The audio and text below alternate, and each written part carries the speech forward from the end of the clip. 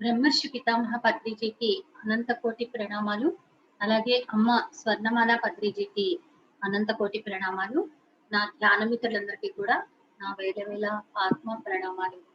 My dear friends, మనం ఈ రోజు నుంచి స్వాధ్యాయ యోగంలో భాగంగా ఆత్మాయణం గురించి తెలుసుకుందాం. ఆత్మాయణం అనేది రిచర్డ్ పీటర్ రిచర్డ్ అనే ఆయన రచించారు. ఇది ఇంగ్లీష్ లో. తర్వాత దీన్ని తెలుగులోకి రేవతి దేవి అనే మేడం దాన్ని తెలుగులోకి అనువదించారు. ఇందులో ఎన్నో ముఖ్యమైన విషయాలు ఉన్నాయి. ఇది మనం ఏడాది నుంచి అనుకుంటున్నాం చెప్పుకోవాలి అని. నాకు ఇప్పటికెందుకో నా లోపల మన వాళ్ళకి అందించాలి అనిపించింది. మనం ఇంకొకరిని బతిమాలడం కాదు, మనమే చెప్పుకుందాము. ఎందుకంటే చాలా కాలమైంది మనం చెప్పుకుని, అందుకని మనం చెప్పుకుందాం అనిపించింది. అందులో భాగంగా ఇప్పుడు మనం మొదలు పెట్టుకుంటున్నాం. ఒకవేళ మధ్యలో నాకు ఏదైనా ఒకవేళ ఎవరైనా మాస్టర్స్ తగిలితే మాస్టర్స్ ని పెట్టుకుంటూ ఉందాం మధ్య మధ్యలో కొనసాగించుకుందాం. ఇది 320 పేజీలో చాలా పేజీలు ఉన్నాయి.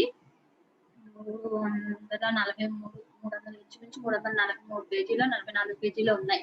అంటే మనకి ఇది గట్టిగా మనం వరుసగా చెప్పుకుంటూ వెళితే ఒక 10-15 రోజులు పడుతుంది. ఈ లోపు ఒకవేళ ఎవరైనా మాస్టర్స్ మనకు వచ్చినా మనం మాస్టర్స్ చేసి చెప్పించుకుంటూ మధ్య మధ్యలో మనం చెప్పుకుంటూ ఉందాం. ఎప్పుడైనా నాకు ఒకవేళ ఏదైనా ఊరు వెళ్ళాల్సి వచ్చినా కుదరకపోయినా అలాంటప్పుడు మాస్టర్స్ పెట్టుకుందాం. ఒకవేళ కుదిరితే మాత్రం నేనే వరుసగా చెప్పుకుంటూ వెళ్ళిపోతాను. అందుకని మనం చక్కగా ఇప్పుడు ఏంటంటే మళ్ళీ అందరూ కూడా ఈ కరోనా అని కంగారు పడుతున్నారు. ఎందుకో మరి ఇప్పుడు నాకు అందరికీ కూడా మళ్ళీ మనందరం కలిసి పంచుకోవాలి ఎనర్జీస్ అని అనిపించింది. అంటే నేను రోజు కూడా ఉంటున్నా కూడా కొన్ని విషయాలు మరి మనం మన ద్వారా చెప్పుకుందాము, మన వాళ్ళందరికీ కూడా స్ఫూర్తినివ్వాలి అని అనిపించింది నాకు. అందుకని ఈ రోజు నుంచి మనం వీలైనంత వరకు నేనే చెప్తాను మీకు. ఈ ఆత్మాయణం అనేది స్వాధ్యాయ యోగా. అంటే స్వాధ్యాయము అంటే పుస్తకాలు చదువుకోవడం, సరైన పుస్తకాలు చదవడమే స్వాధ్యాయము అంటారు. అందుకని ఆ స్వాధ్యాయాన్ని చేయాలి అంటే ఆత్మ సంబంధమైనటువంటి బుక్స్ అన్నమాట. పత్రిసారి మనకి మరణం లేని మీరు, ఆత్మాయణం, రామ్త, తర్వాత యోగి ఆత్మ కథ, మిలారెప ఇవన్నీ చదవమని చెప్తారు. అందులోనే ఈ ఆత్మాయణం కూడా సార్ ఇష్టపడే చదవమని చెప్పేది. అంటే అతి ముఖ్యమైన పుస్తకాలే సార్ మన కోసం సెలెక్ట్ చేస్తారు. అందులోది మనం ఇవాళ ఆత్మాయణం మొదలు పెట్టుకుంటున్నాం. ఇది అయిపోయాక వీలైతే మనమే మరణం లేని మీరు కూడా చెప్పుకుంటామేమో. అందుకని చక్కగా మనం ఈ రోజు నుంచి మానకుండా అందరూ కూడా వస్తే అది మీరు మిస్ అవ్వకుండా ఉంటారనమాట. మళ్ళీ మిస్ అయితే మీకు అర్థం అవ్వదు కదా. అందుకని దయచేసి అందరూ కూడా మానకుండా రండి, అందరికి మీ వాళ్ళందరికీ చెప్పండి, మంచి సబ్జెక్ట్ మిస్ అవ్వద్దని. మరి అందరూ కూడా ఇప్పుడు కొంచెం సేపు ధ్యానం చేద్దాం. ఇవాళ మనకి ధ్యానం స్టార్ట్ చేసుకుని 287వ రోజండి. 287 రోజులు అయింది. మనకి మధ్యలో సెలవులు ఏం లెక్కేయకుండానే సెలవులు తీసేసాం. సెలవులు లెక్కేయకుండా మామూలుగా మనం క్లాసులు జరుపుకునేది 287 రోజులు అయింది ఇప్పటికి. ఇవాళ 287వ రోజు. మనం చక్కగా కూర్చొని ధ్యానం చేద్దాం. స్థిర సుఖ ఆసనం. హాయిగా కింద కూర్చుంటే సుఖాసనంలో కూర్చుందాం, కుర్చీలో కూర్చుంటే పాదాలు క్రాస్ చేసుకుందాం, చేతులు వేళ్లలో వేళ్ళు పెట్టుకుందాం, కళ్ళు మూసుకుందాం. సహజంగా జరిగే ఉచ్ఛ్వాస నిశ్వాసాలని గమనిస్తూ ఉందాం. హాయిగా, ప్రశాంతంగా, సహజంగా మీ ముక్కు ద్వారా జరిగే శ్వాస ఎలా లోపలికి వెడుతోంది, ఎలా బయటకు వస్తుంది, ఎలా లోపలికి వెడుతోంది, ఎలా బయటకు వస్తుంది గమనిస్తూ ఉండడమే ధ్యానం. శ్వాస మీద ధ్యాస. దయచేసి ఎవ్వరు కళ్ళు తెరవద్దు. చాలా నిజాయితీగా, చాలా పర్ఫెక్ట్ గా ధ్యానం చేద్దాం. ఎందుకంటే మనం పర్ఫెక్ట్ గా ధ్యానం చేసినప్పుడే పర్ఫెక్ట్ గా మనం ఎనర్జీస్ స్వీకరించగలుగుతాం. అందుకని చాలా ఒక చిన్న పిల్లవాడికి స్కూల్లో టీచర్ ఏదైనా పాఠం అప్పచెప్పాలి అన్నప్పుడు వాడు ఎంత శ్రద్ధగా అప్పచెప్తాడో అంత చక్కగా మనం ధ్యానం చూడట్లేదు కదా మనల్ని ఎవరు అని అనుకోకుండా మన లోపలికి మనం ప్రయాణం చేయాలి మై డియర్ ఫ్రెండ్స్. ఎందుకంటే మన లోపలికి మనం ప్రయాణం చేసినప్పుడే మనలోని ఎనర్జీ సెంటర్స్ అన్ని ఓపెన్ అవుతాయి. ఎందుకంటే ఇప్పుడు మనం పదే పదే మన లోపలికి మనం ఆ శ్వాసని గమనించుకుంటూ మన లోపలికి వెళ్ళడం ద్వారా ఆ ఎనర్జీ సెంటర్స్ అన్ని కూడా ఎన్నాళ్ళ నుంచో అవి తలుపులు తెరుచుకోకుండా తాళాలన్నీ బిగించుకుపోయి తుప్పు పట్టేస్తున్నాయి. ఆ తాళాలన్నీ వదిలించుకోవాలి, ఆ తాళాలన్నీ తీసుకోవాలి అంటే ఈ శ్వాస తాళం చెవితో మనం తెరుచుకోవాలి. ఈ శ్వాస మనం చక్కగా పదే పదే లోపలికి తీసుకుంటూ వదులుతూ ఉంటాము. దానంతట అదే జరుగుతుంది. అలా దానంతట అదే జరిగే శ్వాస ఏదైతే ఉందో ఆ శ్వాసని గమనించుకుందాం మై డియర్ ఫ్రెండ్స్. శ్వాస మీద ధ్యాస. దయచేసి ఎవ్వరు కళ్ళు తెరవద్దు, చేతులు విడవద్దు. అద్భుతమైన ధ్యాన సాధన, అనంతమైన దివ్యశక్తిని మనం స్వీకరిస్తున్నాం. హాయిగా, ప్రశాంతంగా, సహజంగా, సరళంగా, స్వాభావికంగా జరిగే ఉచ్ఛ్వాస నిశ్వాసాలని గమనిస్తూ ఉందాం. దయచేసి ఎవ్వరు కళ్ళు తెరవద్దు, చేతులు విడవద్దు. ఎంతో అద్భుతమైన సాధన మన దగ్గరకు వచ్చింది. ఇదే అమరత్వ విద్య. అమరత్వ విద్య అంటే వేరే ఏదో కాదు. శ్వాస విద్య, అమరత్వ విద్య. మన లోపలికి మనం దీర్ఘంగా మన నాభి వరకు శ్వాస ఎప్పుడైతే జరుగుతుందో అప్పుడు మన యొక్క శ్వాసల సంఖ్య తగ్గుతుంది. శ్వాసల సంఖ్య ఎప్పుడైతే తగ్గుతుందో మనకి ఆయుర్దాయం పెరుగుతుంది. ఎందుకంటే మన ఇన్ని శ్వాసలు అని పెట్టుకుని మనం వస్తాం ఈ భూమి మీదకి. ఆ అన్ని శ్వాసలను ఇప్పుడు మనం ఇన్ని శ్వాసలు, ఇన్ని వేల శ్వాసలను, ఇన్ని వేల శ్వాసలను పెట్టుకుని వచ్చినప్పుడు ఆ శ్వాసల సంఖ్య తగ్గినప్పుడు మనకి ఆయుర్దాయం పెరుగుతుంది. శ్వాస సంఖ్య రోజుకి 21,600 సార్లు మనిషి శ్వాస తీసుకుంటాడు. మనం అదే 10,000కో తీసుకున్నాం అనుకోండి, 10,000 తీసుకున్నాం అనుకోండి, మరి మన అప్పుడు ఆ శ్వాసల సంఖ్య మనకు మిగిలిపోతూ ఉంటుంది కదా. 21,600లో 10,000 ఖర్చు పెట్టాం కదా, ఇంకా 16,000 చిల్లర మిగిలిపోయింది కదా. అంటే మనకి ఆయుర్దాయం అక్కడ పెరిగింది. అలా మనం ప్రతిరోజు కొంత ఆయుర్దాయాన్ని మనం పెంచుకుంటూ మనం ఎంత కాలం కావాలంటే అంతకాలం ఈ భూమి మీద ఉండి ఇచ్ఛామరణాన్ని పొందుతాం మై డియర్ ఫ్రెండ్స్. మన ఇష్టం. మనం ఎన్ని సంవత్సరాలు ఈ భూమి మీద ఉండాలనుకుంటున్నామో అన్ని సంవత్సరాలు ఈ భూమి మీద ఉండి ఎప్పుడు కావాలంటే అప్పుడే మనం శరీరాన్ని వదిలిపెడతాం. అలా ఉండాలి మనం. అంతేకాని ఏదో కరోనా వచ్చిందని భయపడుతూ జీవితాలు గడపడం కాదు. ధైర్యంగా ఉండాలి మనం. కరోనా అనేది ఒక ప్రకృతి మనకి విధించేటువంటి శిక్షణ. మీరు సరైన రూట్ లో ఉండలేదు, సరైన రూట్ లోకి వెళ్ళండి అని మనల్ని సరైన రూట్ లోకి మళ్లించడానికి వచ్చిన ఒక మాస్టర్. ఆ కరోనా మాస్టర్ కి మనం కృతజ్ఞతలు చెప్పుకుందాం. శ్వాసని గమనించుకుంటూ ఉందాం. శ్వాస మీద ధ్యాస. దయచేసి ఎవ్వరు కళ్ళు తెరవద్దు, చేతులు విడవద్దు. అద్భుతమైన ధ్యాన సాధన మనం చేస్తున్నాం. అనంతమైన దివ్యశక్తిని మనం స్వీకరిస్తున్నాం. ఈ రోజు మనం చక్కగా ఒక మంచి అద్భుతమైనటువంటి ఆత్మాయణం అనే టాపిక్ గురించి కూడా చెప్పుకోబోతున్నాం.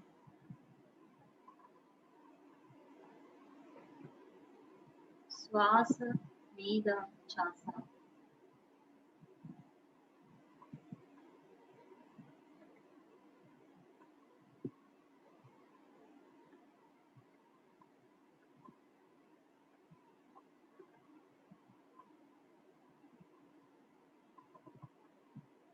మై డియర్ ఫ్రెండ్స్, మన చుట్టూ మాస్టర్స్ ఎంతో మంది ఉండి ఎనర్జీస్ ఇస్తున్నారు మనకి. ఆ మాస్టర్స్ అందరినీ కూడా మనం నమస్కారాలు తెలియజేసుకుంటూ ఆహ్వానించుకుందాం.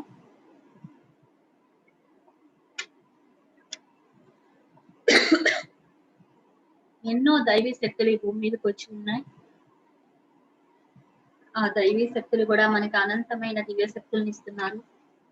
మనకి ఎనర్జీస్ 3 రకాలుగా వస్తాయి. ఒకటి శంబాలా నుంచి వస్తాయి. శంబాలా అంటే అక్కడ అది అతి రహస్యమైన ఒక హాస్టల్ ప్రదేశం. అది అందరికీ కళ్ళకి కనిపించదు. భౌతికమైన ఈ కళ్ళకి కనిపించదు. అది హాస్టల్ గా ఉంటుంది. అది అలాగే సప్తర్షుల లోకం నుంచి కూడా మనకి సప్తర్షి మండలం నుంచి కూడా ఎనర్జీస్ పంపించబడుతున్నాయి. అలాగే అంతటా వ్యాపించి ఉన్న విశ్వమయ ప్రాణశక్తి, స్థూల జగత్తు అంతా వ్యాపించి ఉన్న విశ్వమయ ప్రాణశక్తి, కాస్మిక్ ఎనర్జీ అనేది ఏదైతే ఉందో ఆ ఎనర్జీ కూడా మనకి 3 ధారలుగా మన తలభాగంలోకి పడుతున్నట్లుగా మీరు ఫీల్ అవ్వండి. ఒకటి శంబాలా నుంచి, హిమాలయాల్లో ఉన్న శంబాలా నుంచి వస్తోంది ఒక ధార. ఒక సన్నటి జలపాతంలా మీ తలపై భాగంలోకి పడుతోంది. ఒక పక్క నుంచి మీకు సప్తర్షి మండలం నుంచి ఎనర్జీస్ పడుతున్నాయి. అలాగే అంతటా వ్యాపించి ఉన్న విశ్వమయ ప్రాణశక్తి కూడా మీ తల పై భాగంలోని మాడు మీద బ్రహ్మరంధ్రంలోకి పడుతోంది. 3 ఎనర్జీలు కూడా 3 సన్నటి జలపాతాల్లా మీ తల పైభాగంలోకి పడుతూ మీ శరీరం అంతా పూర్తిగా నింపుతున్నాయి. మీ తల భాగం అంతా పూర్తిగా ఎనర్జీతో నింపుకుంటూ మీరు ఆ ఎనర్జీ మీ ముఖ భాగానికి, మీ భుజాలకి, మీ చేతుల్లోనికి, చేతి వేళ్ళలోనికి, అలాగే చెస్ట్, పొట్ట, వీపు, కాళ్ళు, అరికాళ్ళు, పాదాలు, కాలి వేళ్లతో సహా పూర్తిగా శరీరం అంతా పూర్తిగా నింపుకున్నారు. అలాగే మీ మనోమయ శరీరం, మీ భావనామయ శరీరాన్ని కూడా నింపుకున్నారు. ఫీల్ అవ్వండి మీరు. అలాగే మీ యొక్క ప్రాణమయ శరీరం, కాంతి శరీరం అని ఉంటుంది మన చుట్టూ, ఆ కాంతి శరీరాన్ని కూడా మీరు నింపుకున్నారు. ఈ 4 నిమ్న శరీరాలు మీరు పూర్తిగా ఎనర్జీస్తో నింపుకున్నారు. ఇప్పుడు మీ నాభి ప్రదేశం నుండి ఆ ఎనర్జీని మీ చుట్టూ ఒక కాంతి గోళంగా వ్యాపింప చేసుకున్నారు. మీరు ఆ కాంతి గోళంలో హాయిగా కూర్చుని ధ్యాన నిమగ్నులై ఉన్నారు. అందరం ఒకే గ్రూప్ గా కనెక్ట్ అయి ఉన్నాం. అందరికీ కూడా ప్రతి ఒక్కరికి ఒక్కొక్క కాంతి గోళ ఉంది. అందరం చక్కగా కూర్చుని ఒకే గ్రూప్ కి కనెక్ట్ అయి గుండ్రంగా కూర్చుని ఉన్నాం. ప్రతి ఒక్కరి చుట్టూ ఒక కాంతి గోళం. ఎవరైనా మన వైపు చూస్తే మనం కాంతి గోళాలుగా కనిపిస్తాము, మనుషులుగా కనిపించము అక్కడ. ఎందుకంటే మన చుట్టూ ఆ కాంతి గోళం ఆక్రమించుకుని ఉంది. మన తల పైభాగంలోకి 3 ధారలుగా ఎనర్జీస్ పడుతూనే ఉన్నాయి. మన చుట్టూ కాంతి గోళం ఏర్పడి ఆ కాంతి గోళాల్లో మనం హాయిగా స్థితమై ఉన్నాం.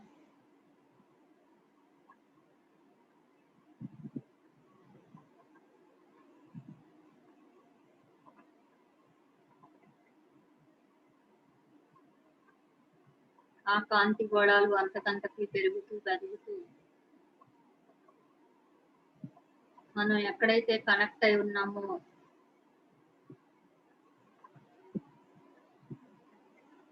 అందరం కూడా ఒక చోట కనెక్ట్ అయి ఉన్నాం మనం. అది ఒక పిరమిడ్. ఆ పిరమిడ్ లో మనం ఉన్నాం. ఒక ఆస్ట్రల్ పిరమిడ్ ఉంది మన పైన. ఆ ఆస్ట్రల్ పిరమిడ్ లో మనం అందరం కూడా చక్కగా గుండ్రంగా కూర్చుని ధ్యానంలో ఉన్నాం. మన చుట్టూ ఎనర్జీస్ చక్కగా వ్యాపిస్తున్నాయి. ఆ కాంతి గోళాలని మనం అలా అలా విస్తృతం చేస్తూ ఆ పిరమిడ్ అంతా నింపాం. అలాగే మన ఉన్న ఇళ్ళు, వాకళ్ళు, ప్రదేశాలు, ఊళ్ళు, జిల్లా, రాష్ట్రం, దేశం, ప్రపంచం, భూమండలం అంతా కూడా వ్యాప్తి చేస్తున్నాం ఆ ఎనర్జీస్ తో. ఇప్పుడు భూమండలం అంతా కూడా కాంతి గోళంగా తయారైంది.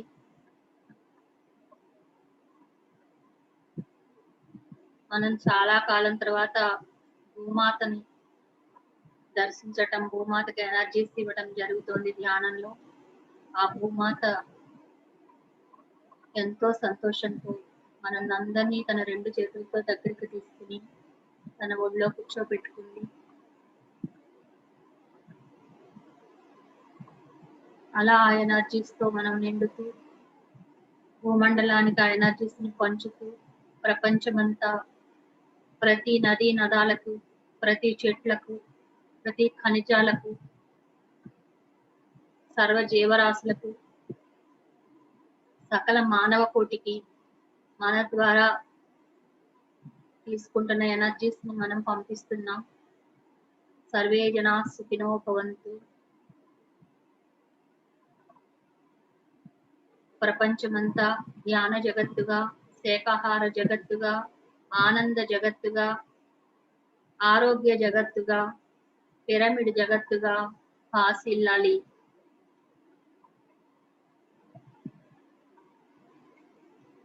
దేవీ దేవతలందరూ మన చుట్టూ కూర్చుని ఉన్నారు. లక్ష్మీమాత, సరస్వతి మాత, పార్వతీ మాత, రాధామాత, లలితామాత అందరూ కూడా మన చుట్టూ వాళ్ళు కూడా కూర్చుని మన ఎనర్జీస్ ని ఇంకా ఇంకా కాంతివంతంగా తయారు చేస్తున్నారు. ఎందుకంటే ఈ భూమండలాన్ని స్వర్గంగా మార్చడానికి ఎంతో మంది దేవతలు కూడా ఈ భూమి మీదే ఉన్నారు. వాళ్ళందరూ కోరుకునేది ఒకటే. మన లోపలికి మనం ప్రయాణం చేసి, మనలో ఉన్న ఆత్మశక్తుల్ని మనం వెలికితీసి, ఆ ఆత్మశక్తులతో మనకి కావాల్సినవి మనమే సృష్టించుకునే శక్తి మనం పొందాలి. అది వాళ్ళ కోరిక. అంతేగాని వాళ్ళ మీద ఆధారపడటం, వాళ్ళు మనకిచ్చినవే వాళ్ళకివ్వటం, ఆ భగవంతుడు సృష్టించిన సృష్టిలో నుంచే కొన్ని పువ్వులు కోయడం, కొన్ని అరటిపళ్ళు తీయటం, వాళ్ళకవి పెట్టడం, లేతే పంచదార పలుకులు పెట్టడం, ఇది వాళ్ళు ఇష్టపడరు. వాళ్ళకి కావాల్సింది మనమే ఒక పూజా పుష్పంగా మారాలి. మనం మనలో ఉన్న అనంత శక్తుల్ని మనం బయటకు తీసుకోవాలి. అప్పుడే వాళ్ళు సంతోషపడతారు. ఎలాగైతే మన తల్లిదండ్రులు మనం శక్తివంతంగా, ఆర్థికంగా ఎదిగి, అన్ని రకాల మనం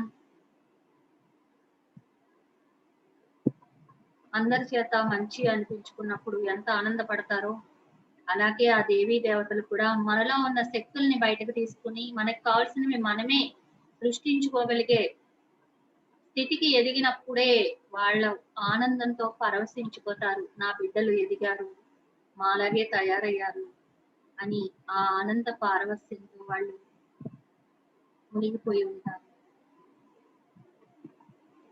అలా మనం భగవంతుడికి ఇష్టమైనట్లుగా మనం ఉందాం.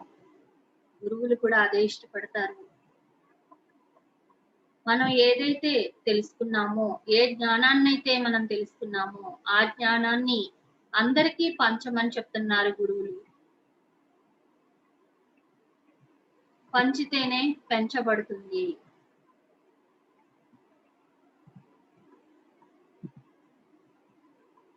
ఇస్తేనే వస్తుంది. ఇది ఒక విశ్వ సూత్రం. అందుకే మనం మన దగ్గర ఏది వీలైతే అది పంచుతూ ఉండాలి.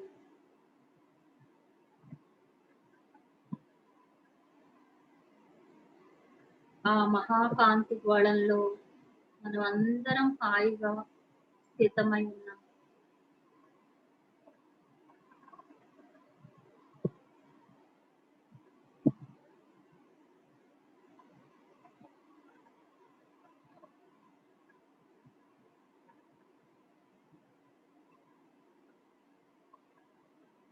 ప్రకృతి మాతకు, భూమాతకు, సకల జీవరాశులకు క్షమాపణ చెప్పుకుందాం. ఈ జన్మలో గాని, ఇంతకు ముందు జన్మల్లో గాని, తెలిసి గాని, తెలియక గాని, మా వలన జరిగిన పొరపాట్లకు మమ్మల్ని క్షమించండి.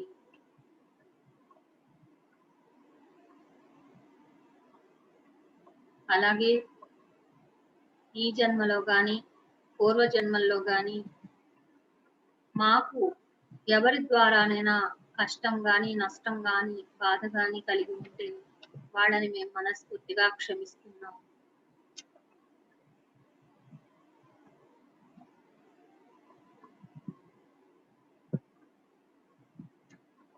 మన శరీరాలకి కూడా కృతజ్ఞతలు చెప్పుకుందాం.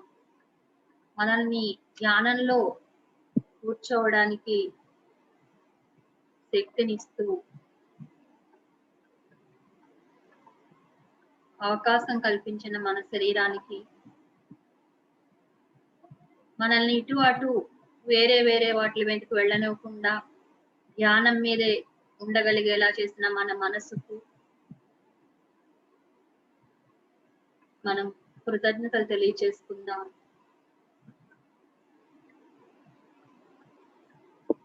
అలాగే మన తల్లిదండ్రులకు, మన గురువులకు కృతజ్ఞతలు తెలియచేసుకుందాం. భూమాతకు, ప్రకృతి మాతకు అనంత కోటి కృతజ్ఞతలు తెలియచేసుకుందాం.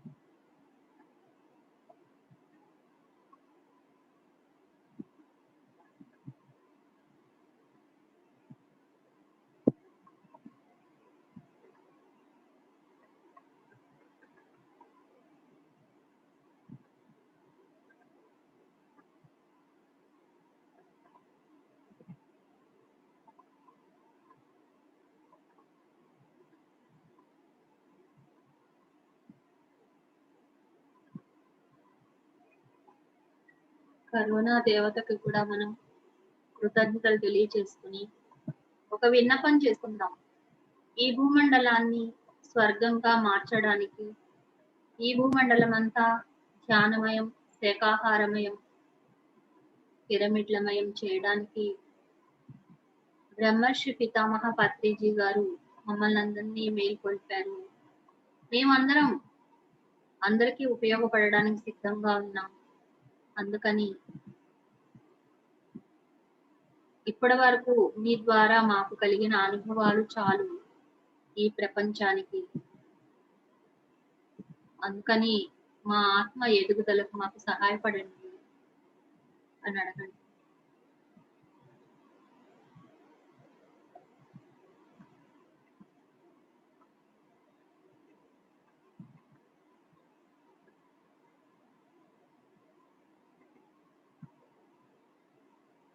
ఎంతో అద్భుతమైన శక్తి ధారలు, 3 విధాలైన శక్తి ధారలను మనం స్వీకరిస్తున్నాం.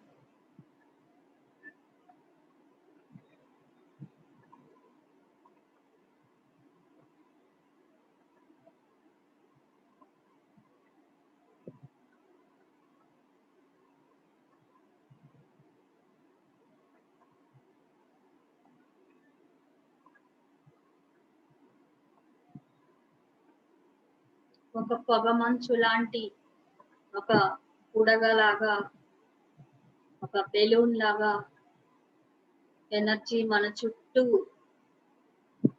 గుండ్రంగా వ్యాపించి ఉంది. ఈ భూమండలం అంతా వ్యాపించి ఉంది. ఈ భూమండలం అంతా కూడా ప్రకాశవంతంగా తయారైంది.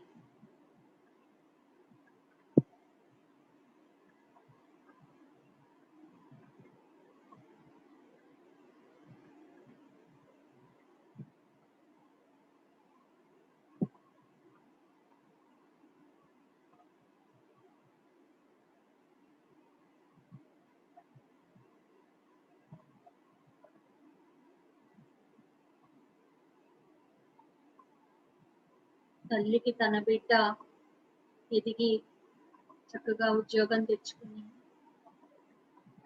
తన జీతంతో, మొదటి జీతంతో నగలు, బట్టలు తెచ్చి, అమ్మ ఇదిగో నా సంపాదన అని ఇచ్చినప్పుడు ఆ కన్న తల్లి ఎంత ఆనందపడుతుంది.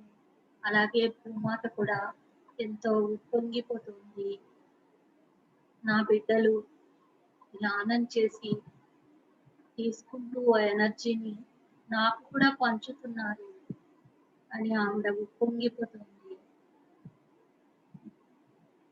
ఆ భూమాత మనల్ని ఎంతో ప్రేమతో నిండుతోంది. మన తల భాగం నుంచి శరీరం అంతా ఆవిడ ప్రేమతో నిండుతుంది. ఆ ప్రేమలో తడిసి ముద్దవుతున్నాం మనం. ఆ ప్రేమ తరంగాలు అంతటా విస్తరిస్తున్నాయి.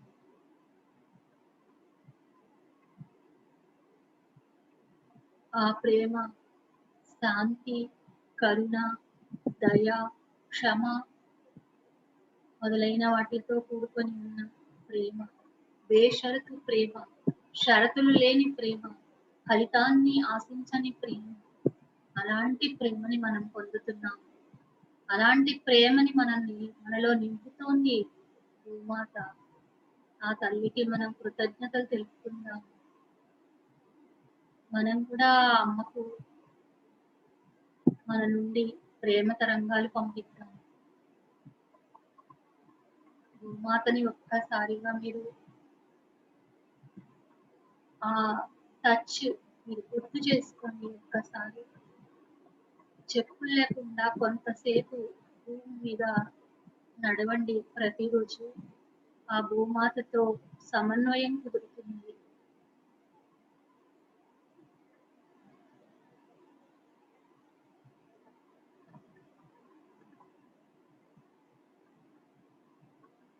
ఎంత అజ్ఞానంలో బతామో భూమాత విలువ తెలుసుకోలేక ఎన్నో జన్మలు.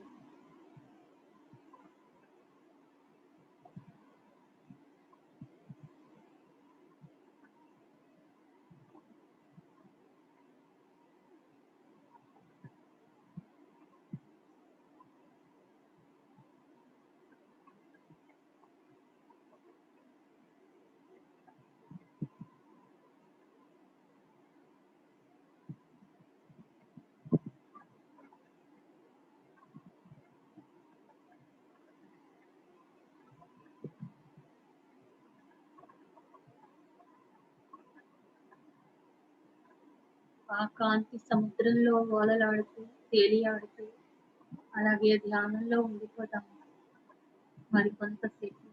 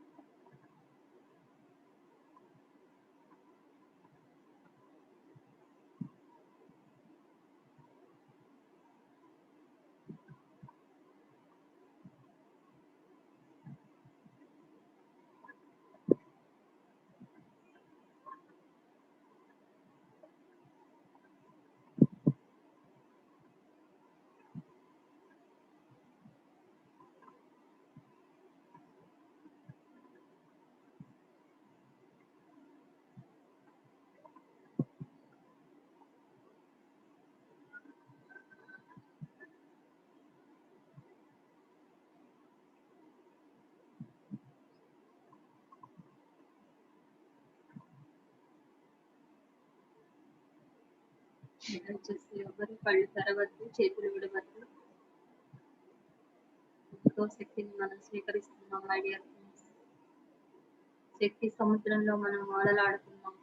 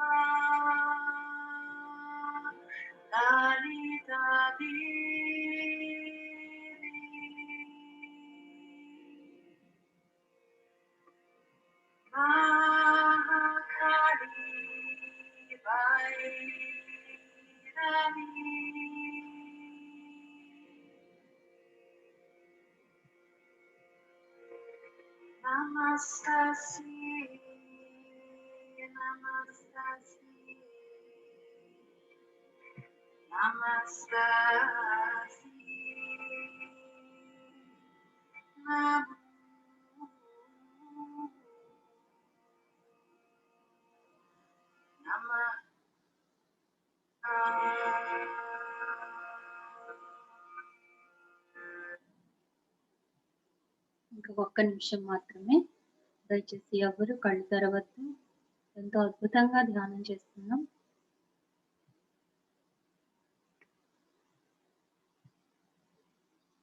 పరమ గురువులు మన చుట్టూ ఉన్నారు. వారందరికీ కూడా కృతజ్ఞతలు తెలియజేస్తున్నాం. అలాగే మాస్టర్స్ ఎంతో మంది మన ధ్యానంలో కూర్చోగానే మన చుట్టూ సమావేశమయ్యారు. వారందరికీ కృతజ్ఞతలు తెలియజేసుకుందాం. మన చుట్టూ కూర్చున్న 5గురు శక్తి మాతలకి కూడా కృతజ్ఞతలు తెలియజేసుకుందాం. అలాగే మన బ్రహ్మర్షి పితామహ పత్రిజీ వారికి కృతజ్ఞతలు తెలియజేసుకుందాం. శంబాలా వాసులకి అక్కడి నుంచి మనకి ఎనర్జీస్ పంపిన మాస్టర్స్ అందరికీ కృతజ్ఞతలు చెప్పుకుందాం. మహావతార్ బాబాజీ గారి ఆధ్వర్యంలో శంబాలా నుంచి మనకి పంపిన ఎనర్జీస్ కి మనం కృతజ్ఞతలు తెలియజేసుకుందాం. అలాగే సప్తర్షులకు సప్తర్షి మండలం ద్వారా మనకి పంపించబడిన ఎనర్జీకి కృతజ్ఞతలు తెలియజేసుకుందాం. అలాగే కాస్మిక్ ఎనర్జీ ప్రధాన మూల పరమాత్మ అయినటువంటి ఆ ప్రాథమిక సృష్టికర్తకు కాస్మిక్ ఎనర్జీకి కూడా కృతజ్ఞతలు తెలియజేసుకుందాం. మన శరీరం మనల్ని చక్కగా ధ్యానంలో కూర్చోబెట్టినందుకు మన శరీరానికి మన మనసుకు అటు ఇటు వెళ్ళనివ్వకుండా చక్కగా మనసు మన కంట్రోల్లో మనం పెట్టుకోగలిగినందుకు ఆ మనసుకు కృతజ్ఞతలు తెలియజేసుకుందాం.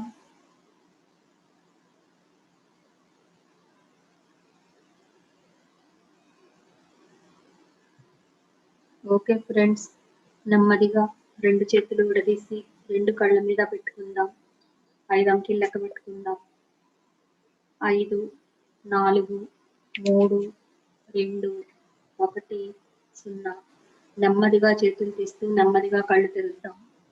మనకి ధ్యాన భాగ్యాన్ని అందించిన పరమ గురువులకు, బ్రహ్మర్షి పితామహ పత్రిజీ వారికి, మన ఇష్ట దైవాలకు కరతాళ ధ్వనంతో కృతజ్ఞతలు తెలియజేస్తున్నాం.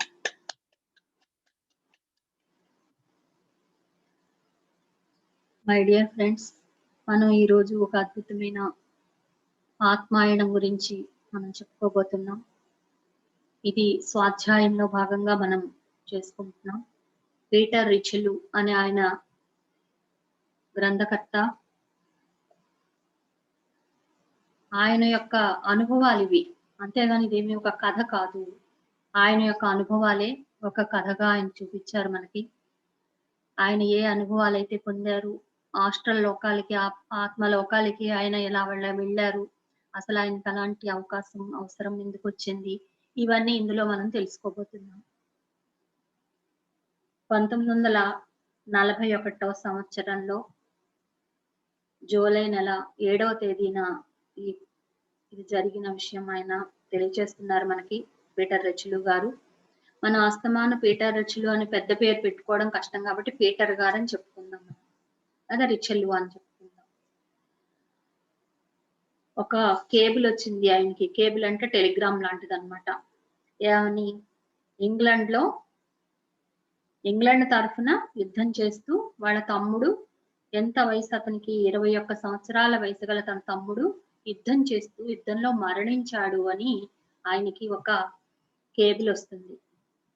21 సంవత్సరాల వయసులో ఉన్నటువంటి చిన్న పిల్లవాడు తమ్ముడు పాపం చనిపోతే మరి అన్నగారికి ఎంత బాధాకరంగా ఉంటుంది. చాలా బాధపడ్డారు ఆయన.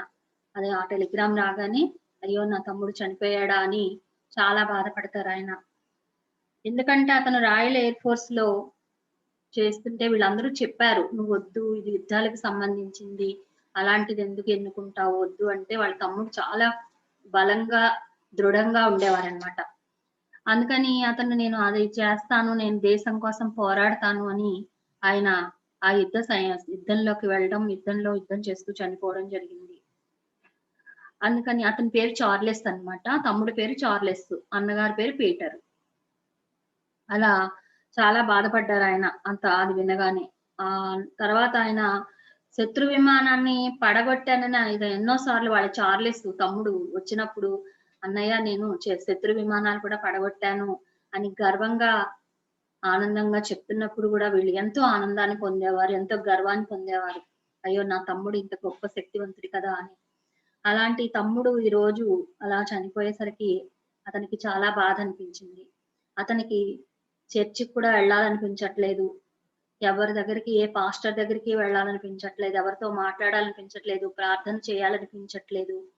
ప్రపంచంలో తనకు అతి ప్రీతి పాత్రమైనటువంటి తన తమ్ముడు దూరం అయిపోయాడు. దేవుడే నాకు దూరం చేసేసాడు అనే భావనలోకి వెళ్ళిపోయారు ఆయన. ఎందుకంటే సత్యాన్ని తెలుసుకున్నప్పుడు ఎవరైనా అలాగే అనుకుంటాం, దేవుడే చేశాడు ఇది అని. కానీ దేవుడు కాదు చేసేది, అది మనం పైలోకాల్లో మనం నిర్ణయించుకున్నది, అంతకు ముందు జన్మల్ని బట్టే అని. సీతాకుమారి గారు ఏంటమ్మా హ్యాండ్ రైజ్ చేశారు?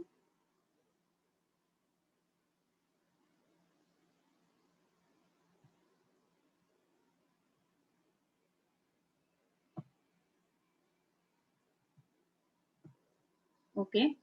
అలాగా వాళ్ళ తమ్ముడు గురించి అతను బాధపడుతూ దేవుడి వల్ల ఇలా జరిగింది, దేవుడే నాకు దూరం చేశాడు నా తమ్ముడిని అని ఇతను ఎంతో బాధపడతాడు. ఇంకా దేవుణ్ణి నేను శపించడం లేదు గానీ, శపించలేను గానీ దేవుడే చేశాడు అని అనుకుంటూ ఉండేవాడన్నమాట అస్తమానం కూడా. తర్వాత అతను ఎన్నో కలలు కూడా కనేవారు. అన్నదమ్ములిద్దరూ కూడా సెలవులకొచ్చినప్పుడు ఇద్దరూ కలిసి చక్కగా ఎక్కడైనా తిరుగుతూ ఉండడం, కలిసి ఎక్కడైనా ఫంక్షన్స్‌కెళ్తూ ఉండడం, టూర్‌లేయడం ఇలా ఎన్నో చేస్తూ ఉండేవారు. అవన్నీ కూడా అతనికి గుర్తొస్తూ ఉన్నాయన్నమాట. ఎన్నో కలలు కన్నారు. ఆ భవిష్యత్తంతా శూన్యమైపోయిందే అని బాధపడుతున్నారాయన. తర్వాత అదే మూడ్‌లో అతను కూర్చునున్నాడు. ఒకరోజు ఏమైందంటే, ఒక ఆయన వచ్చారు వాళ్ళ ఇంటికి. ఈ రిచెలు గారు, పీటర్ గారింటికి ఒక ఆయన వచ్చారు. వచ్చినప్పుడు ఆయన రాగానే 11 గంటల ప్రాంతంలో తలుపు తట్టిన చప్పుడైంది. చప్పుడైతే కింద హాల్‌లో నా కోసం మీకోసం ఎవరో ఎదురు చూస్తున్నారండి, మీకోసం ఒక ఆయన వచ్చారని వాళ్ళ కింద వాచ్‌మెన్ ఉంటాడు కదా! అతను చెప్పాడన్నమాట. చెప్తే సరే ఎందుకో కనుక్కోమంటాడు. అంటే అది అతను ఏదో సందేశం తీసుకొచ్చారట, మీకు నేరుగా చెప్తానంటున్నారు అని చెప్పాడు. సరే పైకి పిలుచుకురా అంటారీయన. సరే అని అతను పైకి పిలుచుకొస్తారు. ఆ తర్వాత అతను తరచూ వస్తూ వెడుతూ ఉన్నాడు. ఆయన ఎలా ఉన్నారంటే పొడవుగా, సన్నగా ఉన్నారట. ఆ వచ్చినాయన. 45 సంవత్సరాల వయసుండొచ్చు. గడ్డం ఉంది. చర్మం అంతా కూడా తెల్లగా అంటే చాలా తెల్లగా వైట్‌గా ఉన్నాడాయన. ఉత్తర భారతదేశానికి చెందిన వాడులాగా ఉన్నాడు. అంటే నార్త్ ఇండియన్‌లా ఉన్నాడన్నమాట. నార్త్ ఇండియన్స్ కలర్ తెలుసు కదా! గుర్తుంటుంది కదా మీకు. హిందీ వాళ్ళెలా ఉంటారు. అలాగా తెల్లటి చర్మంతో ఉండి, సన్నగా పొడవుగా 45 సంవత్సరాల వయసుతో ఉన్నారు. ఉత్ అప్పుడు అతను భారతీయ దుస్తులతో సరళమైనటువంటి భారతీయ దుస్తులు ధరించున్నాడు. అవి ఎంత తెల్లగా ఉన్నాయంటే అసలు ఎక్కడా కూడా చిన్న మరక కూడా లేకుండా తెల్లటి తెలుపుతో ఉన్నాయట ఆ బట్టలు. కాళ్ళకి చెప్పులు తొడుక్కున్నాడు. తలపాగా చుట్టుకునున్నట్టాయన. పనివాడు వచ్చి ఆయన్ని తీసుకురాగానే "నువ్వు వెళ్ళిపో" అని చెప్పి పనివాడిని పంపించేశారు. వచ్చిన వ్యక్తిని కూర్చోమన్నారీయన పీటర్. అప్పుడు కుర్చీలో కాదు కింద తివాచీ మీద పద్మాసనం వేసుకొని కూర్చున్నారటాయన. కుర్చీ చూపిచ్చారట ఆయన కూర్చోమని. కింద కూర్చుంటానని చెప్పి అక్కడ ఒక తివాచీ ఉంటే, ఆ తివాచీ మీద చక్కగా పద్మాసనం వేసుకొని కూర్చున్నారటాయన. కూర్చున్నప్పుడు అతని కళ్ళల్లో ఒక ఉదారత, యుగ యుగాల జ్ఞానం అంతా కూడా ఆ కళ్ళల్లోనే ఉంది అని అర్థమైందట ఈయనకి. ఆ కళ్ళు చూడగానే ఒక రకమైనటువంటి ఆ కళ్ళలో ఒక ఉదారత, ఉదారత అంటే ఒక ప్రేమ, కరుణ ఇలాంటివన్నీ కనిపించాయన్నమాట. ఉదార స్వభావం అంటారు కదా! అంటే ఒక గొప్ప మంచితనం అన్నమాట. ఉదారంగా ఉంటారు వాళ్ళు అని అంటారు కదా! అలాగా ఒక గొప్ప మంచి కరుణా హృదయంతో ఉన్నటువంటి కళ్ళు, కరుణతో కలిగినటువంటి ప్రేమపూరితమైన కళ్ళని ఆయన చూడగలిగారు. ఆ కళ్ళలో ఎంతో జ్ఞానం కూడా ఉంది అని ఆయనకి అర్థమైంది. "ఏం కావాలో చెప్పండి" అని అడిగాడు ఆయన చూస్తూ. ఈ పీటర్ గారు. అడిగితే ఆ ప్రశ్నకి అతను ఆశ్చర్యంగా చూసారట. చూసి సమాధానాన్ని ఏం చెప్పకుండా కొన్ని క్షణాలు ఆగి, "నువ్వే కదా కబురు చేసావు నాకు" అన్నారు. అంటే ఆ మాటలతో ఈయనకి తిక్కొచ్చేసింది పీటర్ గారికి. "ఏంటి నేను కబురు చేయడం ఏంటి? ఏం మాట్లాడుతున్నారు మీరు? నేనేమిటి మిమ్మల్ని పిలిపించడం ఏంటి? నేను మిమ్మల్ని కంటితో చూస్తుందే ఇప్పుడు. అసలు మిమ్మల్ని ఇక్కడికి రమ్మని ఎవరు చెప్పారు? తొందరగా చెప్పండి. నాకు అవతల చాలా బోలెడు పనులున్నాయన్నారు పీటర్ గారు. అసలాయనకి విసుగ్గా ఉంది కదా! తమ్ముడు పోయినప్పటి నుంచి ఎవరితోనూ మాట్లాడాలనిపించట్ల. "నువ్వు నన్ను పిలిపించావు" మళ్ళీ అన్నారాయన. ఆ వచ్చినాయన. అతనికి ఆ ముఖంలో ఆశ్చర్యం స్పష్టంగా కనిపించింది. "నువ్వు నన్ను పిలిపించావు కదా! పిలిపించలేదంటావేంటి?" అని ఒక ఆశ్చర్యంతో కూడిన క్వెషనేసారాయన. చిరునవ్వు నవ్వారు మళ్ళీ. నవ్వి చెప్పారు. "ఈ మధ్య నీ తమ్ముడు చనిపోలేదు? నీ తమ్ముడిని నీ నుంచి వేరు చేశాడు, దూరం చేశాడు విధాత అని దుయ్యపడుతున్నావు కదా నువ్వు. నువ్వు ప్రశ్నల వర్షం కురిపించడం లేదు దేవుణ్ణి. ఇలాంటివి ఎందుకు జరగాలి? ఇతరులు చావకుండా నా తమ్ముడే ఎందుకు చావాలి? దేవుణ్ణి ప్రశ్నలు అడగలేదు నువ్వు. ఇలా ప్రధానమనిపిస్తున్న ప్రశ్నలకు సమాధానాలు రాబట్టుకోలేనప్పుడు ఇంక దేవుణ్ణి నమ్మటం వలన ప్రయోజనం ఏమిటి? అని చాలా సార్లు నువ్వు అనుకోలేదు? గత 3 రాత్రుల్లో నిద్రలో నీ తమ్ముడితో మాట్లాడుతున్నట్లు నీకు కలలొస్తున్నాయి. నిజంగానే నువ్వు నీ తమ్ముడితో మాట్లాడావు. శారీరకంగా గాఢ నిద్రపోతూ ఈ ప్రశ్నలే కాకుండా ఇంకా ఎన్నెన్నో ప్రశ్నలు వేశావు. నువ్వు వేసిన అన్ని ప్రశ్నలకు నేనే సమాధానంగా వచ్చాను. నీకీ విషయాలన్నీ స్పష్టంగా తెలియచెప్పమని నన్ను దూతగా పంపారు. అడుగు నువ్వు అడిగింది లభిస్తుంది. తలుపు తట్టు ఆ తలుపు నీ కోసం తెరుచుకుంటుంది అని క్రీస్తు చెప్పారు కదా! నువ్వు అడిగావు, నువ్వు తలుపు తట్టావు. నువ్వు అడిగే వాటికి సమాధానాలు కావాలని నువ్వు ఇంకా కోరుకుంటావా? లేదా? నీ మీదే ఆధారపడి ఉందిప్పుడు అని చెప్పారు ఆ వచ్చినాయన. అంటే ఆయన లోపల ఎంత తపన పడుతున్నారు కదా! నా తమ్ముడు ఇలా ఎందుకయ్యాడు? నా తమ్ముడే చనిపోవాలా? ఎంతోమంది యుద్ధంలో ఉన్నారు కదా! వాళ్ళెవరో పోకుండా నా తమ్ముడే పోవాలా? దీనికంతటికి దేవుడే కారణం. ఇలా ఈయన విలవిల్లాడుతూ ఎన్నో ప్రశ్నలు లోపల అసలు నిద్ర పట్టట్లేదు. అశాంతి, దుఃఖం వీటిలతో కూడుకొని ఉండగా ఈయన లోపల పడుతున్న కష్టాలు, బాధలు, దుఃఖాలు అన్నీ కూడా వచ్చినాయన చెప్పారనమాట. కావాలి. ఆ ప్రశ్నలకు సమాధానాలు కావాలి. వినాలనుంది. ముందసలు మీరెవరో చెప్పండి. నేను తెలుసుకోవాలనుకుంటున్నాను. నేనేమేమి తెలుసుకోవాలనుకుంటున్నానో మీరు నాకు చెప్పగలరో లేదో ముందు నాకు తెలియాలి కదా! నాలాగే మీరు కూడా సజీవంగా రక్తమాంసాలతో ఉన్న మనిషే కదా! మీకు నా తమ్ముడు తెలుసు అంటున్నారు. నేను నా తమ్ముడితో మాట్లాడడం గురించి చెప్తున్నారు. నేను ఏ ప్రశ్నలైతే వేశానో అవే ప్రశ్నలు నేను అడుగుతుండగా మీరు విన్నట్లు చెప్తున్నారు. అంటే దేవుడిని ఏ ప్రశ్నలైతే ఇతను వేశాడో అవన్నీ అతను చెప్తున్నాడు. అంతకుముందు కలల్లో రోజు తమ్ముడిని చూస్తున్నాడు. ఆ విషయాలు చెప్తున్నారాయన. ఇవన్నీ మీకెలా తెలుస్తున్నాయి? మీరు కూడా రక్త మాంసాలతోనే ఉన్నారు కదా! నాలాగే.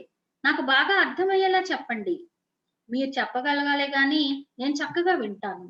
అయితే మీరు చెప్పిందంతా నేను నమ్మేసాననుకోకండి. అలా నమ్మనని అనుకోకండి. కానీ, నా గురించి మీకిప్పటికే చాలా తెలిసినట్లు కనపడుతోంది కాబట్టి, మీరేం చెప్తారో వినడానికి నేను చాలా సంసిద్ధంగానే ఉన్నాను అని చెప్పాడు పీటర్ గారు. దానికి ఆయనేమన్నారంటే ఆ వచ్చినాయన, "నీకర్థమయ్యేలా చేయడానికి కొంతకాలం పడుతుందేమో అనిపిస్తోంది. కానీ నువ్వు తీరిక చేసుకొని వింటాను అంటే, నేను చెప్పే కథ పూర్తయ్యే వరకు రోజుకు 1, 2 గంటలు వచ్చిపోతూ ఉంటా. అయితే నేను చెప్పేదంతా విని నువ్వు సమాధాన పడతావని మాత్రం నేను గట్టిగా చెప్పలేను. ఎందుకంటే నేను చెప్పేది నేను కరెక్ట్‌గా చెప్తాను. కానీ అది నువ్వు నమ్ముతావా లేదా అనేది నేనైతే గట్టిగా చెప్పలేను. ఏదో నీకు విచిత్రంగా అనిపించొచ్చు ఆ విషయాలన్నీ కూడా. అయితే ఇప్పటికన్నా అప్పుడు నీ మనసు ఆనందంగానే ఉంటుందని మాత్రం చెప్పగలను గట్టిగా. ఆ ఒక్క కారణంగానే మన సమయం వృధా అయినట్లు కూడా కాదు. ఎందుకంటే నువ్విప్పుడు దుఃఖంలో ఉన్నావు. ఈ దుఃఖం నుంచి నువ్వు కోలుకుంటావు. ఆనందంగా తయారవుతావు. అది చాలు. మన సమయం వృధా అయిందని ఏమనుకోక్కర్లే నువ్వు నమ్మినా, నమ్మకపోయినా. రోజు ఉదయం 11 గంటలకు వస్తే వీలవుతుందా నీకు? అని అడిగారాయన. అంటే పీటర్ గారన్నారు, "పర్వాలేదు వీలు పడుతుంది" అనన్నారు. ఏం జరగబోతోందిరా భగవంతుడా అనుకుంటూ, ఈ వ్యవహారంలో ఏదన్నా మాయా మర్మం కనపడితే మొదటి రోజే తరిమేస్తే సరిపోతుందిలే అనుకున్నాడు మనసులో ఆయన. అంటే ఆయనెవరో తెలీదు. ఏ మాంత్రికుడో, తాంత్రికుడో అసలెందుకొచ్చాడో తెలీదు. వచ్చినాయనలో మనకేదైనా లోటు కనిపించనుకో అప్పుడే తరిమేయచ్చులే అనుకున్నాడు. సంభాషణ కొనసాగిద్దామని తలెత్తి చూసేసరికి అతను అప్పటికే వెళ్ళిపోయారు. అంటే ఆ మాటలు చెప్పాల్సినవి చెప్పేసారు ఆయనెళ్ళిపోయారు. తలుపు తెరుచుకున్నట్లు గాని, మూసుకున్నట్లు గాని ఎలాంటి చప్పుడు వినపడలేదు. అక్కడ ఎవరూ లేరు. ఒంటరిగా కూర్చొనున్నారు పీటర్ గారు. ఇదంతా నేను కలగన్నానా? లేక మతి ఏమైనా భ్రమించిందా? అనిపించిందతనికి. ఈ మధ్య తనకి సరిగ్గా నిద్ర పట్టట్లేదు. దిగులుగా ఉంటున్నాడు కాబట్టి ఇలా జరిగిందా అనుకున్నాడు. పనివాడిని పిలిచాడు. "నిజంగా నువ్వు నా దగ్గరికి ఎవరినైనా తీసుకొచ్చావా?" అని అడిగాడు. "పిలుచుకొనొచ్చాను. అతను బయటకు వెళ్ళిపోవడం చూసావా?" అని అడిగాడు. "ఎవరు నాకు కనపడలేదే కిందకెళ్ళినట్టు" అని చెప్పాడతను. "నా గదిలోంచి బయటకొచ్చి సింహద్వారం గుండా బయటికి వెళ్ళిపోతుంటే తన కంట పడకుండా ఉండడానికి వీలవ్వదు కదా నీకు. మరి నువ్వు చూడకపోవడం ఏంటి?" అని అడిగాడు. అడిగితే, "లేదు సార్ నన్ను చూడలేదు. నాకు కనిపించలేదు ఎవరు కూడా ఇటు వెళ్ళలేదు" అని చెప్పాడు. అంతా గూడా ఇతనికి విచిత్రంగా అనిపించింది. మళ్ళీ కలేమో అనుకున్నాడు. కానీ పనివాడు చెప్తున్నాడు, "నేను పిలుచుకొచ్చాను" అంటున్నాడు. ఇది అవాస్తవంగా అనిపించింది ఎందుకో అతనికి. సరే రేపటి వరకు ఎదురు చూద్దాం అనుకున్నాడు. 11 గంటలకొస్తానన్నారు కదా ఆయన. ఆ సమయానికి సరిగ్గా తన గదిలోనే కూర్చొనుందాం అనుకున్నాడు. వస్తాడో రాడో చూద్దాం అనుకున్నాడు. విచిత్రంగా ఆ రాత్రి విపరీతంగా నిద్ర పట్టేసింది పీటర్‌కి. ఎప్పుడూ అంత నిద్ర పట్టలేదసలాయనకి ఆ మాస్టర్‌కి. పీటర్ అనే ఆయన ఒక మాస్టర్ అండి ఈయన. ఎన్నో ఎన్నో తెలుసుకున్న ఈ వ్యక్తి మరి మాస్టరే కదా! అందుకని మనం మధ్య మధ్యలో మాస్టర్ అని కూడా చెప్పుకుంటాం. పీటర్ అంటే ఏదో పేరు పెట్టి పిలుచుకున్నట్టు ఉంటదని మాస్టర్ అని అనిపించింది నాకు. ఆ విచిత్రంగా ఆయనకి రాత్రి బాగా నిద్ర పట్టేసింది. ఎందుకంటే ఆ కేబుల్ వచ్చినప్పటి నుంచి ఆ తమ్ముడు పోయాడనే కేబుల్ వచ్చినప్పటి నుంచి అతనికి నిద్ర కూడా పట్టట్లేదు సరిగా. ఏనాడు నిద్రపోనంత ఎక్కువగా నిద్రపోయారు ఆ వేళ. ఎందుకంటే ఆయనొచ్చిన మాట్లాడిన ఆ మాటలకే ఇతను ఎనర్జీ ఫీల్ అయిపోయాడన్నమాట. తనకి తెలియకుండానే ఆ ఎనర్జీ తీసుకున్నాడు. పొద్దున్న నిద్ర లేచేసరికి చార్లెస్‌తో మాట్లాడుతూ ఉన్నట్లుగా అనిపించింది. చార్లెస్ అంటే వాళ్ళ తమ్ముడన్నమాట. వాళ్ళ తమ్ముడితో మాట్లాడుతున్నట్లుగా అనిపించిందిట.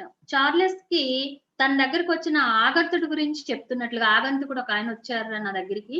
ఒకాయనొచ్చి ఇలా ఇలా మాట్లాడుతున్నారని చెప్తున్నట్లుగా అనిపించింది. అంటే కల అన్నమాట. తన కలలో చార్లెస్ కొంచెం కూడా ఆశ్చర్యపోయినట్లు కనపడలేదు. ఉదయం మెలుకువ వచ్చేసరికి ఎందుకో ఆ భారతీయ నేస్తం అనుకున్న ప్రకారం వస్తాడేమో అనుకున్నా. ఆయన రాగానే చడి చప్పుడు లేకుండా కంటికి కనపడకుండా ఎలా బయటకి పోగలిగాడో చూద్దామని కూడా నిర్ణయించుకున్నాడు. అంటే నిన్న మాయగా వెళ్ళిపోయాడు కదా! ఎలా వెళ్ళాడో తెలీలా. ఈసారి ఎలా అయినా సరే కనిపెట్టాలి. ఆయన ఎలా వెళ్తాడో అనుకున్నాడు. తలుపు ఊరికే దగ్గరికి వేసుంది. సరిగ్గా 11 అయ్యేసరికి తలుపు తోసిన చప్పుడు అవలేదు, ఏమవలేదు. పక్కనే వెనకాల దగ్గరగా ఒక మధుర స్వరం వినిపించింది. ఓహ్! ఇంకా నీ ప్రశ్నలకు సమాధానాలు కావాలనే కోరుకుంటున్నావా? ఎలా వచ్చారో తెలీదు, ఎప్పుడొచ్చారో తెలీదు, చప్పుడే వినపడలేదు. ఈయన సాన్నిధ్యంలో తనలో ఎంతో నమ్మకం వచ్చేసింది పీటర్ గారికి. తప్పకుండా నేను సిద్ధంగా ఉన్నాను అన్నారు. ఇంక మామూలు మాటలతో కాలక్షేపం చేయకుండా వచ్చిన వ్యక్తి నేల మీద కూర్చున్నారు. ఈ పీటర్ తన కుర్చీలో వెనక్కి వాలి కూర్చునున్నాడు. ఇక ఆయన కథ చెప్పడం మొదలుపెట్టాడు. ఇంతకు ముందు ఎప్పుడూ విననంతటి అతి విచిత్రమైన కథ అది. ఆ కథ ఈ రోజుకి కూడా పూర్తిగా అర్థం కాదట ఆయనకి. కానీ మొదట వినగానే అది నిజమే అనిపిస్తుంది. అలాగే పాఠకులకు కూడా అది సత్యం అని తోస్తుందని నాకు అనిపిస్తోంది అంటున్నారు పీటర్ గారు. పాఠకులంటే మనం అన్నమాట. ఆ తర్వాత గడిచిన రోజుల్లో వాళ్ళసలు సంభాషించుకోలేదు. మొదటి రోజు వచ్చినట్లే ప్రతిరోజు వచ్చేవాడట. ఒకసారి ఒక గంట సేపు మాట్లాడేవాడు. అంటే ఇంక వేరే ఆయనేమో ఎదురు ప్రశ్నలేం వేయకుండానే ఈయన అన్ని చెప్పాల్సినవన్నీ చెప్పడం, వెళ్ళిపోవడం ఇలా జరుగుతూ ఉండేది. ఒక్కోసారి ఒక గంట సేపు మాట్లాడేవారట. ఒక్కోసారి ఇంకా ఎక్కువ సేపు మాట్లాడేవారట. ఆ రోజుకు మాట్లాడటం అయిపోయాక తూర్పు దేశాల పద్ధతిలో 2 చేతులు జోడించి అంటే మనలాగా ఇలా నమస్కారం పెట్టి 2 చేతులతోటి వెళ్ళిపోయేవారట ఆయన. విన్నంత సేపు విన్న తర్వాత ఇక వినేది తన బుర్రకి ఎక్కదు పీటర్‌కి. ఇంకా అప్పటికి తన బుర్ర నిండా విచిత్రమైన వాస్తవాలు గిరగిరా తిరుగుతూ ఉంటాయి ఒక్కొక్కసారి. అది గ్రహించేవాడట ఆయన. అలా ఎప్పుడైతే జరుగుతున్నాయో ఒక్కసారి చెప్తున్న విషయాన్ని టక్కుమని ఆపేసి ఏం మాట్లాడకుండా గదిలో నుంచి వెళ్ళిపోతూ ఉండేవారట ఆయన. అంటే ఈయన మనసులోని భావాలు ఆయనకి తెలిసిపోయేవి. ఈయన ఏం ఆలోచిస్తున్నారు? ఈయన పరిస్థితి సరిగా ఉందా? లేదా? ఈయన ఇంట్రెస్ట్‌గా వింటున్నాడా? లేదా? ఇవన్నీ ఆయనకి తెలిసిపోతూ ఉండేవన్నమాట. దాన్ని బట్టి ఆయన ఉండడమా? వెళ్ళిపోవడమా అనేది ఆయనే నిర్ణయించుకుంటూ ఉండేవారు. అలా ఒక్కోసారి చెప్తున్న విషయాన్ని టక్కున ఆపేసి ఏం మాట్లాడకుండా వెళ్ళిపోవడం. మరుసటి రోజు ఉదయం మళ్ళీ యథాప్రకారంగా వచ్చేస్తూ ఉండేవారు. ఎలాంటి కొత్త ఉపోద్ఘాతం లేకుండా ముందు రోజు ఎక్కడ వరకు ఆపారో సరిగ్గా అక్కడి నుంచే స్టార్ట్ చేసి చెప్తూ ఉండేవారట మళ్ళీ. ఆయన ఒక రోజు వచ్చినప్పుడు ఏం మొదలుపెట్టారంటే, ఒక కొత్త నమ్మకం వైపుకో, ఒక కొత్త సిద్ధాంతం వైపుకో నిన్ను మార్చడానికి నేను రాలేదు. నిన్ను ప్రస్తుతం కలవరపెడుతున్న ప్రశ్నలకు సమాధానం ఇవ్వడానికి మా గురువుగారు పంపిస్తే రాలేదు. నేను చేయగలిగిందల్లా నీకు జీవిత మూలాధార వివరాలు తెలియచేయటం. నీకు జ్ఞాన పునాది ఏర్పడి, నీ సొంత పద్ధతి ఏర్పరచుకుంటావు అనే నమ్మకంతో నీకు నువ్వే విషయ నిర్ధారణ చేసుకోవడానికి నీకు స్వానుభవం కలిగేలా నేను సహాయపడతాను. నేను చెప్పేది చాలా వరకు నీకు అసాధారణంగా అనిపిస్తుంది. ఇది నిజమేనా? నమ్మశక్యమేనా అనిపిస్తుంది. కానీ ఎన్నో జన్మల్లో ఎంతో అధ్యయనం చేసిన నాకు కొన్ని అంశాలు వాస్తవాలని రుజువైంది. అంటే ఆ వచ్చిన ఆయన ఎన్నో జన్మల్లో ఎన్నో రకాల సాధనలు చేసి, ఎన్నో రకాలు తెలుసుకొని, సత్యాలు తెలుసుకొని, అవన్నీ వాస్తవాలే అని ఆయన రూఢి అయినవి మాత్రమే ఈయనకి చెప్తున్నారు. నువ్వు అవన్నీ అంగీకరించాలని నేనేం కోరుకోవట్లేదు. నీ చైతన్యంలో ఆ విషయాలను తెలుసుకున్నప్పుడే వాటిని నువ్వు అంగీకరించవచ్చు. ఇప్పుడు మనం ఇవన్నీ తెలుసుకుంటున్నాం. ఇవన్నీ తెలుసుకున్నప్పుడు మన చైతన్యంలో ఆటోమేటిక్‌గా మార్పొచ్చేస్తుంది. ఎందుకంటే అవెన్నో అద్భుతమైన సత్యాలు. ఆ సత్యాలు తెలుసుకున్నప్పుడు మనలో ఆ చైతన్యంలో మార్పొస్తుంది. మనం అంగీకరించగలుగుతాం అప్పుడు. అదే ఆయన చెప్పారనమాట. బౌద్ధ మత స్థాపకుడైన బుద్ధుడి గురించి ఒక లోకోక్తి ఉందిట. ఏంటంటే, ఒకరోజు ఒక శిష్యుడొచ్చి ఒకరు ఒకటి చెప్తారు, మరొకరు మరొకటి చెప్తూ ఉంటారు. ఇద్దరు వారు చెప్పిందే సరైనదంటారు. ఒక గురువుగారు ఇలా చెప్తారు, ఒక గురువుగారు అలా చెప్తారు. వాళ్ళు అదే కరెక్ట్ అంటారు, వీళ్ళు ఇదే కరెక్ట్ అంటారు. ఎవరిని నమ్మమంటారు అని ఆ శిష్యుడు అడిగాట బుద్ధ భగవానుడిని. అడిగితే, ఎవరు చెప్పినా, నేను చెప్పినా సరే కనీసం నీకు నచ్చితే తప్ప నమ్మకు. అంటే నీ చైతన్యం దాన్ని యాక్సెప్ట్ చేయాలి. యాక్సెప్ట్ చేస్తేనే నమ్ము. అది నేను చెప్పినా సరే అని చెప్పారట బుద్ధ భగవాన్. నీకు నువ్వు నిర్ధారించుకునే వరకు దానికి సహేతుకమైన ప్రతిపాదననుగా భావించు. అంటే అది ఊరికే ఒక ప్రతిపాదన వాళ్ళు చెప్పారు. వినదగునెవ్వరు చెప్పిన విన్నంతనే వేగపడక వివరింపదగున్. కని కల్ల నిజము తెలిసిన మనుజుడైపోయే నీతిపరుడు మహిళ సుమతి అని చెప్పారు కదా! సుమతి శతకంలో. వినాలి. విని అందులో మనం ఎంతవరకు ఏది కరెక్ట్ అనేది మనం ఆలోచించుకొని తీసుకోవాలి. అలాగే ఈ బుద్ధ భగవానుడు ఎలా అయితే శిష్యుడికి చెప్పాడో, అలాగే నేను తెలుసుకున్న సత్యాలన్నీ నీకు తెలియచేస్తాను. నీ చైతన్యంలో ఏదైనా మార్పు వచ్చిందనుకో, అప్పుడు నువ్వు అంగీకరించగలుగుతావు. లేదా నీ చైతన్యం ఎక్కడి వరకు ఉందో అక్కడి వరకే నువ్వు అంగీకరిస్తావు. మిగిలినవి అంగీకరించవు అని చెప్పారాయన. మొట్టమొదట పరిణత మార్గం గురించి నీకు ఒక అవగాహన పైపైన కలిగేలా చెప్తాను అని చెప్తున్నారు. ఎక్కువ లోతుగా పోకుండా ఆ పరిణతి మార్గంలో జీవము లేదా ప్రాణము అనేది ప్రకృతిలో ఎలా ఏర్పడుతూ వచ్చిందో నేను చెప్తాను అంటున్నారు. ఈ ప్రాణానికి ఆధారమైన దాని గురించి నీకు నేను చెప్పలేను. నాకు తెలీదు. దాని గురించి తెలిసిన వాళ్ళను కూడా నేను ఎప్పుడూ కలవలేదు. అయితే అదంతా అవసరమా? తాత్వికులందరూ ఒక్క విషయాన్ని మాత్రం అంగీకరిస్తున్నారు. ఈ సృష్టికి అతీతంగా ఒక సృజనాత్మక శక్తి ఉంది. ఈ సృష్టికి ఒక సృజనాత్మక శక్తి ఉంది అతీతంగా అని చెప్తున్నారు. ఆ శక్తికి వ్యక్తి రూపాన్ని ఇచ్చి దేవుడు అని పేరు పెట్టినా సరే, లేదా ఒక శక్తిగా దాన్ని పిలిచినా సరే, అదేం పెద్ద ముఖ్యమైన విషయం కాదు. చాలా మందికి దేవుడిని లేదా భగవంతుడిని చాలా గౌరవనీయమైన ముసలివాడిగా, గడ్డంతో ఉన్నట్లుగా ఊహించుకుంటూ ఉండడం ఇష్టం. వాళ్ళకి ఎలాంటి ఆకారం నచ్చుతుందో అలాంటి ఆకారాన్ని ఊహించుకుంటారు. అయితే ఆయనలో అపరిమితమైన శక్తుల్ని కూడా ఉన్నట్లుగా ఊహించుకుంటారు. ఆయనకేదో ధర్మాలు, న్యాయాలు మానవులకి ఏవైతే న్యాయం అనిపిస్తుందో, ధర్మం అనిపిస్తుందో అవన్నీ ఆయన దగ్గర ఉన్నాయి అని ఊహించుకుంటారు. ఇవన్నీ మన ఊహలన్నమాట. ఆ దేవుడు అనగానే ఒక గడ్డంతో కూడినటువంటి ఒక ముసలిగా ఉంటారు. ఆయన ఒక తెల్లటి సిల్క్ బట్టలేసుకొని ఉంటారు. జుట్టంతా ఒక సిల్కీగా ఉంటుంది. ఇలాంటి భావాలొస్తాయి మనకి ఎవరికైనా సరే వెంటనే. అది తెలివి తక్కువ ఆలోచనని ఎవరు చెప్పగలరు? దాని వలన చాలా మందికి తృప్తి కలుగుతుంది. ఎందుకంటే అది తృప్తి వాళ్ళ కోసం ఒక తృప్తి అన్నమాట. ఒక భగవంతుడంటే ఇలా ఉంటాడు అని ఒక తృప్తి కోసం వాళ్ళు ఊహించుకుంటారు. కానీ ఆ ఆలోచనలకు ఆధారం లేదు.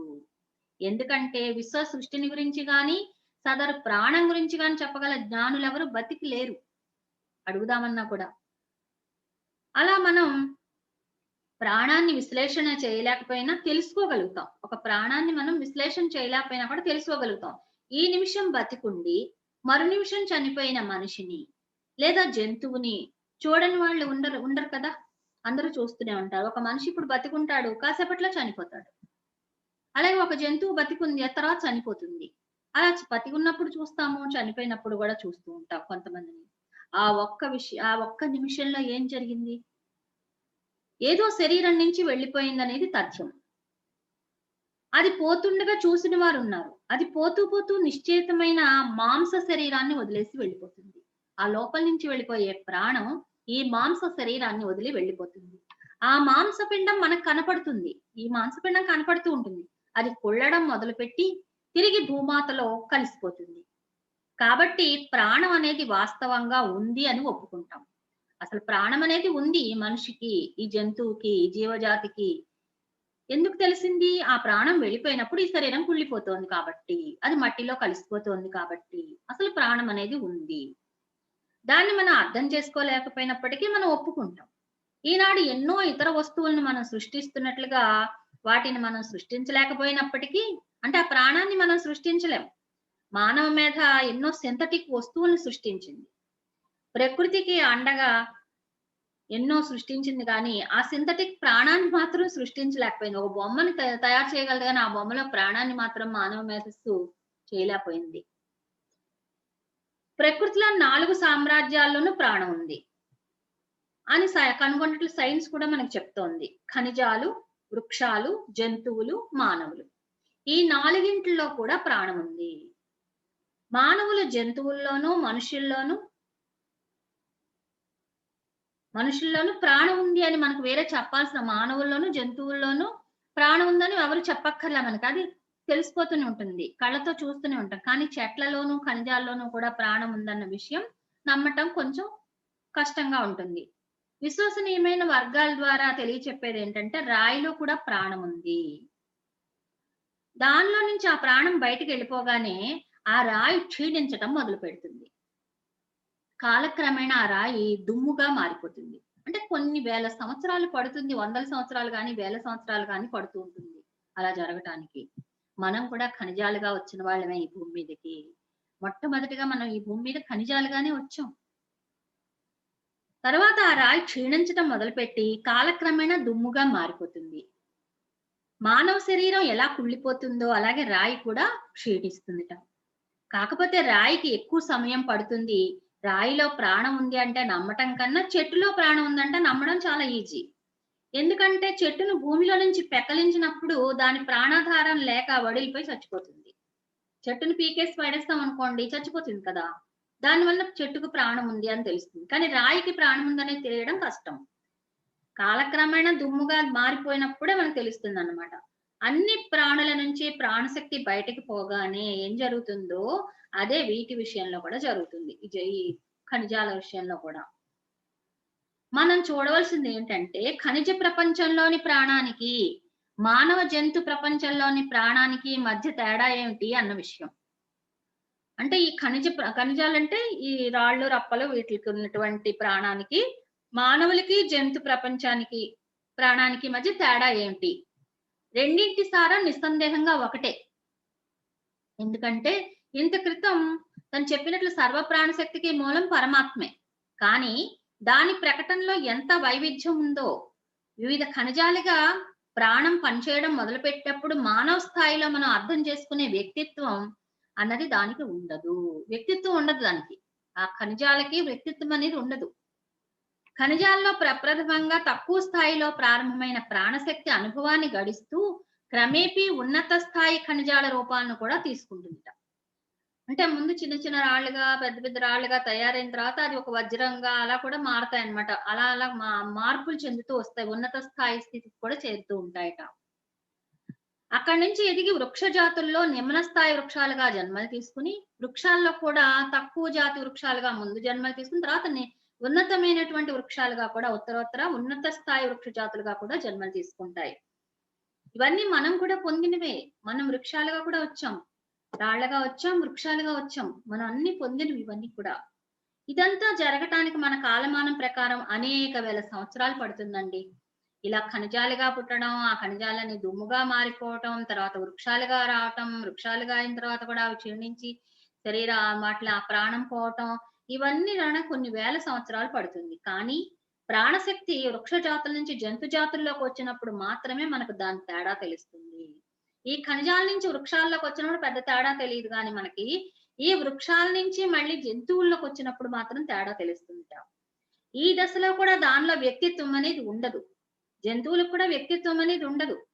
కేవలం ఒక సామూహిక చైతన్యంగా, సామూహిక ఆత్మగా ఉంటాయట అవి జంతువులు. అదే జాతికి చెందిన ఇతర జంతువులకు కూడా అదే ఆత్మగా ఉంటుందన్నమాట. అంటే ఒకే ఆత్మ ఎన్నో వేల జంతువులకి ఒకటే ఆత్మ ఉంటుంది. సామూహిక ఆత్మ అన్నమాట. ఆ జంతువులను అన్నింటినీ బయట నుంచి నడుపుతూ ఉంటుంది. ఆ బయట నుంచి ఆ శక్తి, ఆ ఆత్మశక్తి ఏదైతే ఉందో అది ఆ జంతువులను నడుపుతూ ఉంటుందట. అన్ని వేల జంతువుల్ని కూడా. ఆ ప్రాణశక్తి ఎప్పుడైతే మానవ జన్మలకు వస్తుందో అప్పుడు ఒక్కొక్క భౌతిక శరీరంలో జీవాత్మగా ఉండి, అంటే ఒక్కొక్క శరీరానికి ఒక జీవాత్మగా ఉంటుంది అప్పుడు ఒక్కొక్కరికి ఇండివిడ్యువల్ సోల్ ఉంటుందన్నమాట. అదే జంతువులకైతే సామూహిక ఆత్మగా ఉంటుంది. వృక్షాల్లోనూ, ఖనిజాల్లోనూ అయితే ఆత్మ ఉంది గాని కనిపించదు మనకి. తెలీదు దాని యొక్క ఇది. కదలిక ఉండదు కదా వాటికి. ఈ జంతువుల్లో మాత్రం సామూహికంగా ఒక 10,000 కప్పలు ఉంటాయనుకోండి, అన్నిటికీ ఒకటే ఆత్మ. 30,000 కప్పలకు ఒకటే ఆత్మ, 20,000 కప్పలకు ఒకటే ఆత్మ ఇలా ఉంటాయన్నమాట. అదే మనిషికైతే ఒక్కొక్క మనిషికి ఒక్కొక్క జీవాత్మ. అంటే ప్రతి మనిషిలోనూ ఒక జీవాత్మ ఉంటుంది. అంటే ఇండివిడ్యువల్ సోల్ ఉంటుంది. ప్రతి ఒక్క మానవుని ఆలోచనలను, పనులను ఆజ్ఞాపిస్తుంది. పరిణితి యొక్క ఈ దశలో సామూహిక ఆత్మల ప్రభావం జాతుల మీద ఉంటుంది. కానీ వ్యక్తుల మీద ఉండదు.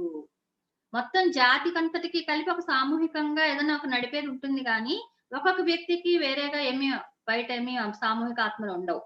ఎందుకంటే వ్యక్తులకు ఇప్పుడు స్వేచ్ఛాయుత సంకల్పం ఉంది. మనకి స్వేచ్ఛాయుత సంకల్పం ఉంది. మనం ఈ భూమి మీదకొచ్చేటప్పుడే మనకి స్వేచ్ఛనిచ్చేశారు. ఫ్రీ విల్ ఉంది మనకి. మనకి ఎలా కావాలంటే అలా జీవించొచ్చు. కానీ దాని వల్ల వచ్చే ఫలితాలు మనం పొందాల్సొస్తుంది. నువ్వు తాగుతూ ఉండడం ఇష్టమా? తాగు. నీకు రోగాలొస్తాయి. నీకొక ఫ్రీ విల్ ఉంది. అలా ప్రతీది నీకు ఆధ్యాత్మికంగా ఎదగాలనుందా? ఎదుగు. చక్కగా మంచి స్థితుల్లోకి, ఉన్నత స్థితిలోకి వెడతావు. లేదు నేను భోగాల్లోనే ఉంటానంటావా? ఇంకా జన్మలు తీసుకుంటూ ఉంటావు. ఆ ఫలితం మనదే. మనకి స్వేచ్ఛనిచ్చారు. నీకెలా కావాలంటే అలా జీవించు. ఎందుకంటే అనుభవాలు పొందాలంటే రకరకాలుగా మనం పొందాలి. అలా మనం స్వేచ్ఛను పొందిన మూలాని మనకు ఒక్కొక్కళ్ళకి ఒక్కొక్క ఇండివిడ్యువల్ సోల్ ఉంది. ఒక జీవాత్మ ప్రతి ఒక్కరిలో ఒక్కొక్క జీవాత్మ ఉంటుంది మనకి. అదే జంతువుల్లో అలా కాదు. జంతువుల దృష్టిలో మానవుడు అతి జంతువు. అంటే సూపర్ యానిమల్. అవి యానిమల్స్ అయితే మనం సూపర్ యానిమల్ వాటిలకి. మనకు కూడా సూపర్ మ్యాన్‌లుంటారు కదా! సూపర్ మ్యాన్ అంటాం మనం. హీ మ్యాన్, సూపర్ మ్యాన్ అంటే వాళ్ళు అతి మానస ఇంకా ఎక్కువ మనకన్నా ఎక్కువ పవర్స్ ఉన్న వాళ్ళని మనం అతి మానవులు అంటాం. వాళ్ళు జంతువులైతే మనల్ని అతి జంతువులంటారు మనల్ని. అతి జంతువు అంటారు. అంటే సూపర్ యానిమల్ అంటారు మనల్ని. మనల్ని కూడా వాళ్ళు యానిమల్స్ గానే ట్రీట్ చేస్తారు. ఆ యానిమల్స్. పరిపూర్ణ మానవుడు సాధారణ మానవుని దృష్టిలో అతి మానవుడైనట్లన్నమాట. అంటే ఒక పరిపూర్ణ స్థితికి చేరిన మానవుడు మనకి అతి మానవుడు. అలాగా ఆ జంతువులకి మనం అతి యానిమల్. అంటే సూపర్ యానిమల్ మనం. దురదృష్టకరమైన విషయం ఏంటంటే, ఈ అతి జంతువు అంటే ఈ మనిషి తన తమ్ముళ్ళ పట్ల సానుభూతితో, ప్రేమతో, అవగాహనతో మసలుకోవడానికి బదులుగా క్రూరంగా ప్రవర్తిస్తున్నాడు. ఈ మనిషికి తమ్ముళ్ళే ఆ జంతువులు.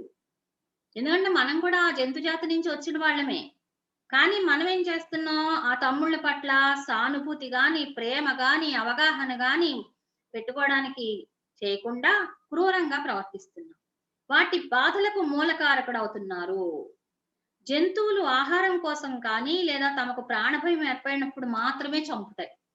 జంతువులు బాగా ఆకలేసి ఆహారం కోసం చంపుతాయి ఇంకో జంతువుని. లేదా ప్రాణభయం వచ్చి వాళ్ళ మీదకొస్తుంటే, అవతల జంతువు మీదకొస్తుంటే అప్పుడు చంపుతాయి తప్పనిసరి పరిస్థితుల్లో. అదే విధంగా మనిషి కేవలం క్రూర జంతువుల వల్ల ప్రాణభయం ఏర్పడినప్పుడు మాత్రమే జంతువుల్ని చంపితే అది ప్రకృతి ధర్మాలకు విరుద్ధం కాదు. ఇప్పుడు ఒక పాము వస్తుందండి, మీద పడిపోతుంది, కట్ చేయడానికి సిద్ధంగా ఉంది. అప్పుడు గబుక్కున మనం కొట్టొచ్చు దాన్ని. అది తప్పు లేదు. అలా వెళ్ళిపోతున్న పాముని దూరి మనం దాన్ని లాగి చంపడం తప్పు. అలాగే మనం జంతువులు తినడానికో, వేట కోసం, వినోదం కోసమో వాటిని చంపకూడదు మనము అని చెప్తున్నారు. మనిషి జంతువులను అనేక విధాలుగా హింసిస్తున్నాడు. ఆహారం కోసం జంతువులను వధిస్తున్నాడు. ఈకలతోనూ, బొచ్చుతోనూ తమ స్త్రీలను అలంకరించాలి అన్న ఉద్దేశ్యంతో తన గొప్పతనాన్ని, చాకచక్యాన్ని ప్రదర్శించాలని ఒక ఆట పేరుతో ఆ నిస్సహాయ జీవులను హింసిస్తున్నానన్న విచక్షణ లేకుండా చంపుతున్నాడు. పూర్వం రాజులు రాణిలకి, మహారాణిలకి ఆనందం కలిగించడం కోసం వినోదానికని వేటకెళ్ళి అక్కడి నుంచి ఆ పక్షి ఈకలవి తేవడానికి రకరకాల పక్షులను చంపడం, ఆ ఈకలు తెచ్చి వాళ్ళకివ్వటం. అవేమో వాళ్ళు స ముడి పిన్నుల్లాగా పెట్టుకొని ఆనందాన్ని అనుభవించడం. వాళ్ళ అందం కోసం అలంకరించుకోవడం. ఇలాంటివి చేస్తూ ఉండేవారు. అలాగే వాటి యొక్క శరీరం మీద బొచ్చుంటుంది కదా! దాన్ని తెచ్చి దాంతో బట్టలు తయారు చేసుకొని అవి వాడటం. అదో గొప్ప అన్నమాట. ఆ గొప్పతనం కోసం ఆ చాకచక్యాన్ని ప్రదర్శిస్తూ గొప్పతనాన్ని చాటడం కోసం ఆట పేరుతో ఎంతో విచక్షణ లేకుండా మానవుడు ఆ జంతువులను చంపుతున్నాడు. ఈ విచక్షణ రహితమైన క్రూరత్వం వలన భయం అనేది పుడుతుందటండి ఆ జంతువులకి. అంటే మనమే ఆ జంతువుల్లో భయాన్ని క్రియేట్ చేస్తున్నాం. ఈరోజు కరోనాకి మనం భయపడుతున్నాము అంటే మనం జంతువులకి భయం క్రియేట్ చేసాం. అందుకని మనం ఈరోజు అది పొందుతున్నాం. అది ఈ జన్మలో అవ్వచ్చు, పూర్వ జన్మల్లో అవ్వచ్చు. ఎప్పుడు చేసినా దాని ఎఫెక్ట్ ఉంటుంది. భయం పరిణతిని ఆలస్యం చేసినంతగా ఇతర భావాలేమీ పనిచేయవు. పరిణతి అంటే మార్పు. ఆత్మ పరిణామ క్రమం అన్నమాట. ఒక ఖనిజ జాతి నుంచి వృక్ష జాతిగా, వృక్ష జాతి నుంచి జంతు జాతిగా, జంతు జాతి నుంచి మానవ జాతిగా మనం ఎదగాలంటే దానికి భయం అనేది ఉన్నప్పుడు చాలా స్లో అయిపోతుందటండి ఆత్మ పరిణతి. ఎందుకంటే భయంతో ఉంటే ఏది చేయలేవు. ఆ భయం వల్ల చాలా వెనక్కి వెళ్ళిపోతాయట జన్మలు. మనం వాటికి భయం అనేది క్రియేట్ చేస్తున్నాం. ఆ అతి జంతువు పట్ల భయం అనేది అతి జంతువు అంటే మనమే మనుషులం. ఈ మనుషుల పట్ల భయం అనేది నిమ్న జాతి జంతు జన్మల్లో మొదలై నిమ్న జాతి అంటే తక్కువ జాతి ఇప్పుడు కుందేళ్ళని చిన్నవుంటాయి కదా! ఎలకలని, కుందేళ్ళని, కప్పలని ఇలాంటివన్నమాట. అవి అన్ని జన్మల్లోనూ అది కొనసాగుతూ వస్తూ ఉంటుంది. ఒక చిన్న చిన్న జంతువులుగా జన్మలు తీసుకున్నప్పుడు భయపడిన భయం ప్రతి జన్మలోనూ వాటిలకొస్తూ ఉంటుందట ఆ భయం. చివరికి మనిషి నిత్య జీవితంతో ముడిపడి ఉన్న జంతు జన్మలు వచ్చాక అంటే ఆవులుగా, గేదెలుగా, మేకలుగా, గొర్రెలుగా, కోళ్ళగా, కుక్కలుగా, పిల్లులుగా ఇలా మనిషికి దగ్గరగా ఉండే జన్మలు తొలి దశలో వచ్చిన భయం క్రమేణా తగ్గుతూ ఇలాంటి జన్మలొచ్చినప్పుడు మాత్రం మనిషికి దగ్గరగా మసలాల్సొస్తుంది కాబట్టి క్రమేణా ఆ భయాన్ని తగ్గించుకుంటూ ప్రేమగా మారుతుందట. ఇది జరిగే వరకు పరిణతి క్రమంలో జంతువుల పురోగతి నెమ్మదిగా కొనసాగుతూ ఉంటుంది. చాలా నెమ్మదిగా జరుగుతుందిట పరిణతి. ఎప్పుడైతే ఆ మానవుల్ని నమ్మి, మానవులు మంచివాళ్ళే, వీళ్ళు ప్రేమ స్వరూపులని ఎప్పుడైతే వాటికి భయం పోగొట్టుకుంటారో, అప్పుడు వాటిలకి పరిణామ క్రమం స్పీడ్ అద్దుకుంటుంది. కానీ మనమేం చేస్తాం? ఆ మేకల్ని, గొర్రెల్ని అన్నిటిని పెంచుతూ, ఆ కోళ్ళకి చక్కగా మనం అన్ని జీడిపప్పులు అవన్నీ పెడుతూ, పిస్తా పప్పులు అవి పెడుతుంటాం. అబ్బో! మనిషి చాలా గొప్పవాడు, చాలా ప్రేమతత్వంతో ఉన్నాడు. ఆ పిల్లల్ని చిన్న పిల్లల్ని తీసుకొని ఆ బొమ్మ ఎత్తుకుంటూ, ఆ కోడి పిల్లల్ని ముద్దు పెట్టుకుంటూ, వాటిలతో ఆడుకుంటూ ఉంటే, అబ్బో! నాకు ఎంత మంచి స్నేహితుడు దొరికాడు అనుకుంటారు. ఆ మేక పిల్లల్ని ఇలా ఎత్తుకుంటే, ఆ మేక పిల్లలు ఆనందపడిపోతూ ఉంటాయి. ఆ మేక తల్లి, అమ్మో! నా పిల్లని దగ్గరికి తీసుకున్నారు వాళ్ళనుకుంటుంది. ఇలా మనం వాటిని నమ్మిస్తున్నాం. నమ్మించి మోసం చేస్తున్నాము. అవి పాపం అవి ప్రేమగా నమ్మి, వాటి పరిణామ క్రమాన్ని పెంచుకుందామని ఎంతో ఇష్టంతో అవి ఉంటాయన్నమాట. అసలు ప్రాణశక్తి అన్నది జంతు జన్మల్లోకి వచ్చి కొనసాగడం అనేది ఎలా జరుగుతుందో ఒక్కో దశ విశ్లేషిస్తున్నారాయన. నెమ్మదిగా పారే పిల్ల కాలవలా ప్రాణశక్తి ఉందని ఊహించుకుందాం. ఒక ప్రాణశక్తి అంటే ప్రాణశక్తి ప్రవాహం ఏదైతే ఉందో మనలో ప్రాణం ఉంటుంది కదా! ఆ ప్రాణం ఒక పిల్ల కాలవలా ప్రవహిస్తూ ఉంటే ఆ పిల్ల కాలువలా ఉన్నటువంటి ఆ ప్రాణశక్తి ఈ చెట్లలోకి, ఈ రాళ్ళలోకి ప్రవహించేటప్పుడు అటు ఇటు ఒడ్డున కాలవ ఒడ్డుంటుంది కదా! ఆ ఒడ్డు దానికి కాపలా ఉండి దాన్ని అటు ఇటు వెళ్ళనివ్వకుండా చేస్తుంది. ఎందుకంటే అవి మామూలుగా ఉంటాయి. వృక్షాలును, రాళ్ళు కదిలేవి కాదు. వాటిలికేమి మార్పుండదు. ఒకేలా ఎదుగుతాయి. అవేమి మార్పు రాదు వాటిల్లో. అందుకని వాటిలికి ఆటోమేటిక్‌గా జరిగిపోతూ ఉంటుందట. కానీ ఎక్కడైతే ఈ ఖనిజ ప్రపంచం నుంచి, వృక్ష ప్రపంచం నుంచి ఈ సెలయేరు ప్రవహించేటప్పుడు ఎటువంటి తేడా వస్తుందంటే, జంతు ప్రపంచంలోకి ఆ పరిస్థితుల్లోకి అడుగుపెట్టే టైంలో ఈ ప్రాణశక్తిలో మార్పులొచ్చేస్తాయట. ప్రాణశక్తి ప్రవాహంలో. ఎందుకంటే జంతు ప్రపంచం ఒక సంక్లిష్టమైన వ్యవస్థ. ఇక్కడ పరిణతి వివిధ స్థాయిల్లో ఉంటుందట. సూక్ష్మజీవులతో ప్రారంభమై చిన్న చిన్న బాక్టీరియాతో స్టార్ట్ అయ్యి క్రిమి జంతు ప్రపంచం వివిధ స్థాయిల్లో ఉంటుందట. సూక్ష్మజీవులతో ప్రారంభమై క్రిమి కీటకాదులు అడవి జంతువుల నుంచి కొనసాగుతూ చివరికి మానవుడి పెంపుడు జంతువుల జాతుల్లోకి వస్తుంది. అన్ని రకాల మార్పులు జరగాలి జంతువులకైతే. అదే వృక్షాలకిను, ఖనిజాలకి అంత మార్పులేమి ఉండవు. అక్కడే పుడతాయి, అక్కడే ఉంటాయి ఎప్పటికీను. అవేం ఇక్కడి నుంచి తీసి ఇక్కడి నుంచి తీసి ఇక్కడికి నడవు కదా అవి. కానీ ఇవి అలా కాదు. రకరకాల మార్పులు జరుగుతాయి. వీటిలో రకరకాలు ఉంటాయన్నమాట. క్రిమి దగ్గర నుంచి క్రిమి, బాక్టీరియా, తర్వాత కీటకాలుగా, తర్వాత చిన్న చిన్న జంతువులుగా, పెద్ద పెద్ద జంతువులుగా, అడవి జంతువులుగా, క్రూర మృగాలుగా అన్నమాట. తర్వాత పెంపుడు జంతువులుగా, ఇలా రకరకాలుగా మార్పులు జరుగుతూ ఉంటాయి. జంతు జన్మల నుంచి రావటం వలన ప్రాణశక్తికి వివిధ రకాల అనుభవాలు ఏర్పడుతూ ఉంటాయి. ఆ ప్రాణశక్తి ప్రవాహంలో వృక్షాలకి, ఖనిజాలకి అందించే ప్రాణశక్తి ప్రవాహాల్లో మార్పున్నది గానీ, ఈ జంతువులకిచ్చే వాటిల్లో మార్పులొస్తాయి. ఎందుకంటే ఇవి అనుభవాలు పొందుతాయి. ఈ జంతువులకి అనుభవాలొస్తాయి కదా! మరి మార్పులు జరిగినప్పుడల్లా వాటికి అనుభవాలొస్తూ ఉంటాయి. ఒక క్రిమిగా ఉంటే ఎలా ఉంటుంది? ఒక కీటకంగా ఉంటే ఎలా ఉంటుంది? ఒక క్రూర జంతువుగా ఉంటే ఎలా ఉంటుంది? ఒక పెంపుడు జంతువుగా ఉంటే ఎలా ఉంటుంది? ఆ ప్రాణశక్తి ప్రవాహంలో వీటి అనుభవాల రంగులు పులుముకుంటాయన్నమాట. ఉదాహరణకు 20,000 కప్పలు గాని, 30,000 కప్పలు గాని కప్ప పిల్లలు రూపాలను తీసుకుంటాయి. కప్ప పెట్టిన గ్రుడ్లలో ఈ ప్రాణశక్తి ప్రవేశించి కాలక్రమంలో పిల్లల రూపంలో అది బయటకొస్తుంది. 20,000 30,000 కప్ప పిల్లలకి ఒకటే ఆత్మటండి. అవి జీవులుగా మారి అనుభవాన్ని గడించి స్వచ్ఛమైన నీళ్ళలా ఉన్న ప్రాణశక్తికి తమ అనుభవాల రంగులను పులుముతాయన్నమాట. అంటే ఆ 30,000 కప్పలకి 30,000 రకాల అనుభవాలు పొందుతాయి. ఒకటేమో ఎవరో కాలుతో తొక్కితే చచ్చిపోవచ్చు. ఒకటేమో పాము చంపితే చచ్చిపోవచ్చు. ఒకటేమో ఆకతాయి పిల్లలు పట్టుకుంటే చంపేయొచ్చు. పొద్దున్న ఇక్కడ అలాగే మా ఇంటి దగ్గర చిన్న గుంటలాగా ఉంటే అందులో కొన్ని నీళ్లుంటే ఒక పిల్లాడు పొద్దున్నే ఒక బకెట్టు ఇంకా ఏవో కర్ర అవి వేసుకొని వచ్చాడు. ఆ గుంటలోకి దిగిపోవడానికి. "ఏంట్రా బాబు వచ్చావంటే కప్పల్ని పట్టుకోవడానికి వచ్చాడట వాడు. ఎందుకు ఆ కప్పలని చంపేద్దామనా" అని కేకలేసాను నేను. అంటే చంపనండి, చంపను పట్టుకుంటా. పట్టుకొని ఏం చేస్తావు? కాలికి దారాలు కట్టి లాగి ఆడించి ఏడిపిస్తావా దాన్ని అని. కాదు 10థ్‌కి ఇంకో పిల్లాడొచ్చి కాదు మేడం. ఆ పిల్లాడు ఆ కప్పని తీసుకెళ్ళి ఎరేసి కొర్రమీనులు పడతాడు అని చెప్తున్నాడు. చూడండి చిన్న చిన్న పిల్లలు అలాంటి పనులు చేస్తున్నారు. ఆ బురదలో పాముంది నేను నిన్నే చూసాను వెళ్ళిపోమని వాడిని కేకలేసి పంపించేసా. నాకు చాలా ఆనందం అనిపించింది. కొన్ని కప్పల్ని ఇవాళ నేను కాపాడగలిగాను కదా! అనిపించిందనమాట. అలాగా కప్పలు రకరకాలుగా మరణాలు పొందుతాయి. రకరకాల భయాలుంటాయి వాటిలికి కూడా పాపం. అలాగా వాటికి తిండి దొరకచ్చు, దొరకకపోవచ్చు. రకరకాలుగా దాక్కుంటాయి. ఒక్కొక్కసారి నీళ్లున్న చోట అవి ఉండగలుగుతాయి. ఉభయచరం కప్ప. ఒక్కొక్క చోట బాగా వాటికి ఆహారం లేని ప్రదేశంలో కూడా ఉండాల్సి రావచ్చు. ఇలా రకరకాల అనుభవాలుంటాయన్నమాట వాళ్ళకి. ఆ ప్రాణశక్తికి అనుభవాల రంగులు పులుముతూ ఉంటాయి. ఆ అనుభవాలు ఏవైతే వచ్చాయో అవన్నీ పులుముతూ ఉంటాయి. ఎన్నో కప్ప పిల్లలు కప్పలుగానే మారకుండా పసితనంలోనే చనిపోతూ ఉంటాయి. ఇవి అనుభవ శూన్యంగా తిరిగి వెళ్ళిపోతాయి. ఏ అనుభవం ఉండదు వాటిలకి. ఇలా పుట్టగానే చచ్చిపోతాయి కొన్ని. వాటిలకి అనుభవం అనేది ఉండదు. కాబట్టి వీటి వల్ల సమిష్టి ఆత్మకు ఎలాంటి రంగులు అంటవు. ఆ సమిష్టి ఆత్మ ఒకటుంటుంది కదా! వీటిలన్నిటికి కలిపి దానికి ఏ రంగులు అంటవు. కొన్ని మాత్రం బ్రతికి, పెరిగి, పెద్దవై కప్పలుగా మారి ఆహారం లేకనో, లేక సహస్ర ఇతర కారణాల వలన అంటే వేల వేల సహస్ర కారణాల వలనో అల్పాయుష్కులై అనతి కాలంలోనే చనిపోతూ ఉంటాయి కొన్ని.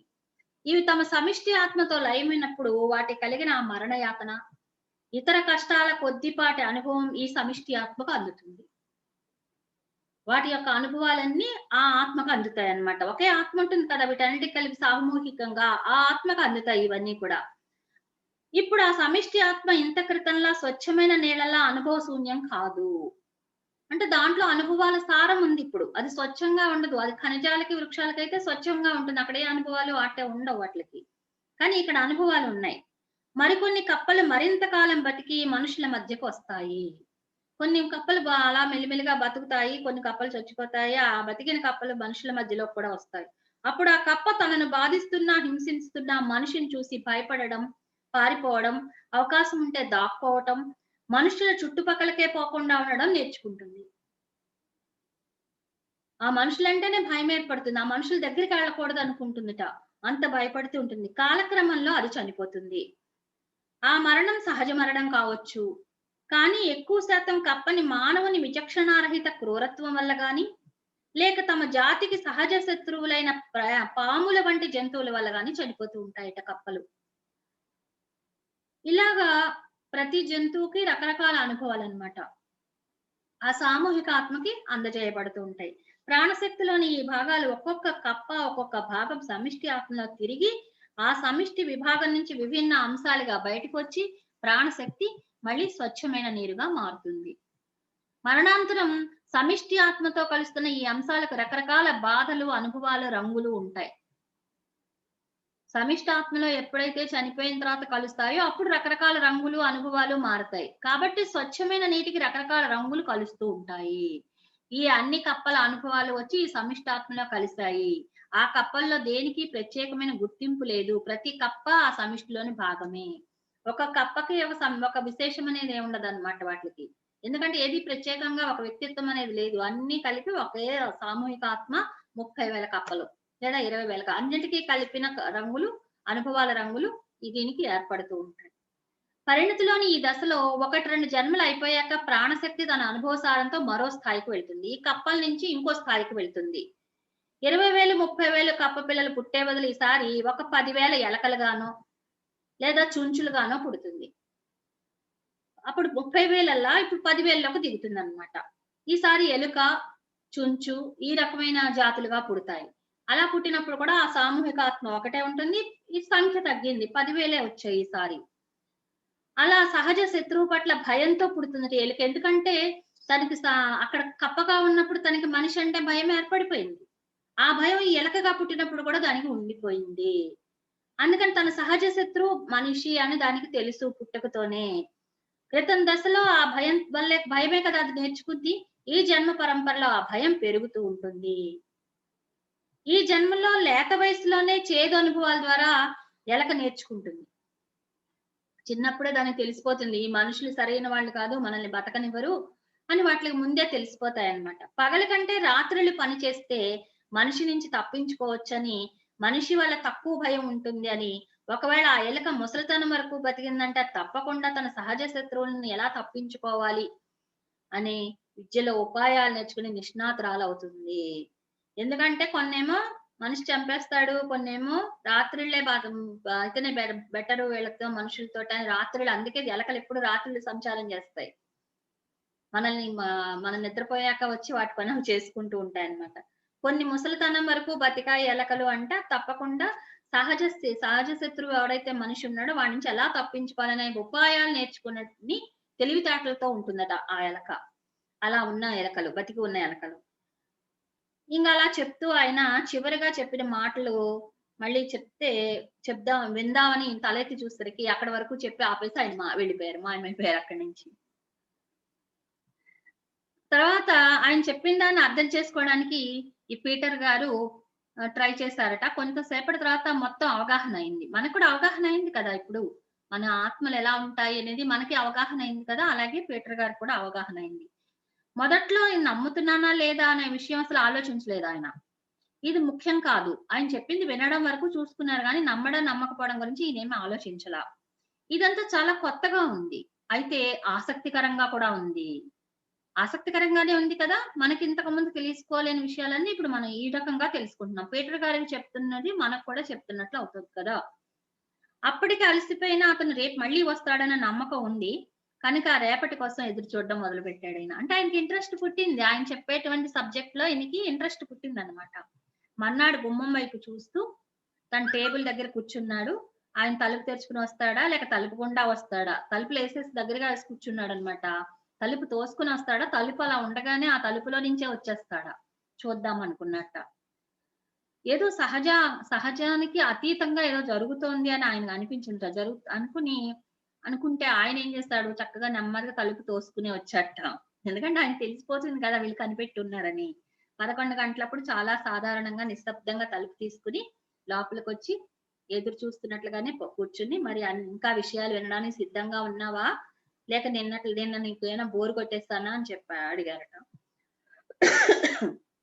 లేదు నేను వినడానికి సిద్ధంగానే ఉన్నాను అని చెప్పారాయన. మరి ఇంకొంచెం సేపు చెప్పుకుందామా మై డియర్ ఫ్రెండ్స్?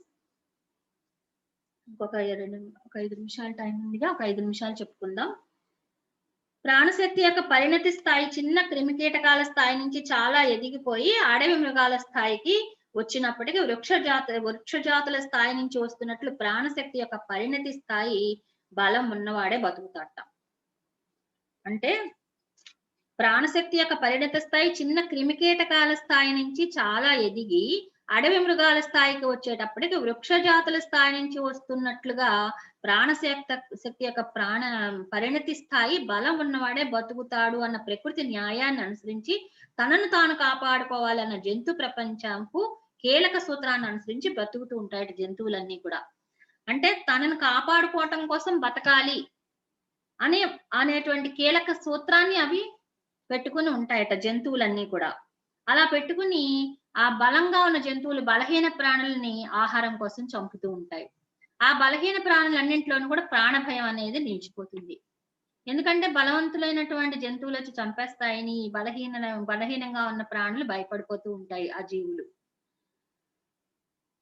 పుట్టినరోజు నుంచి కూడా చనిపోయే వరకు ఆ భయం మట్లకు ఉండిపోతుంది. ఆ మరణం సహజ మరణం కావచ్చు, లేదా బలంగా ఉన్న జంతువు వల్ల గాని, మానవుని గుండు దెబ్బ వల్ల గాని, అంటే మానవుడు తుపాకీతో కాల్చేయడమో, బాణంతో కొట్టడమో ఇలాంటివి సంభవించినప్పుడు కూడా వాటికి మరణం అనేది ఏర్పడుతుంది. దానివల్ల అవి స్వయంగా భయపడుతూనే జీవిస్తాయండి జంతువులు. ఎప్పుడు భయం అందుకే మనం ఎప్పుడు భయపడకూడదు. మనం భయపడ్డామంటే జంతు దశను గుర్తు చేసుకుంటున్నట్టే.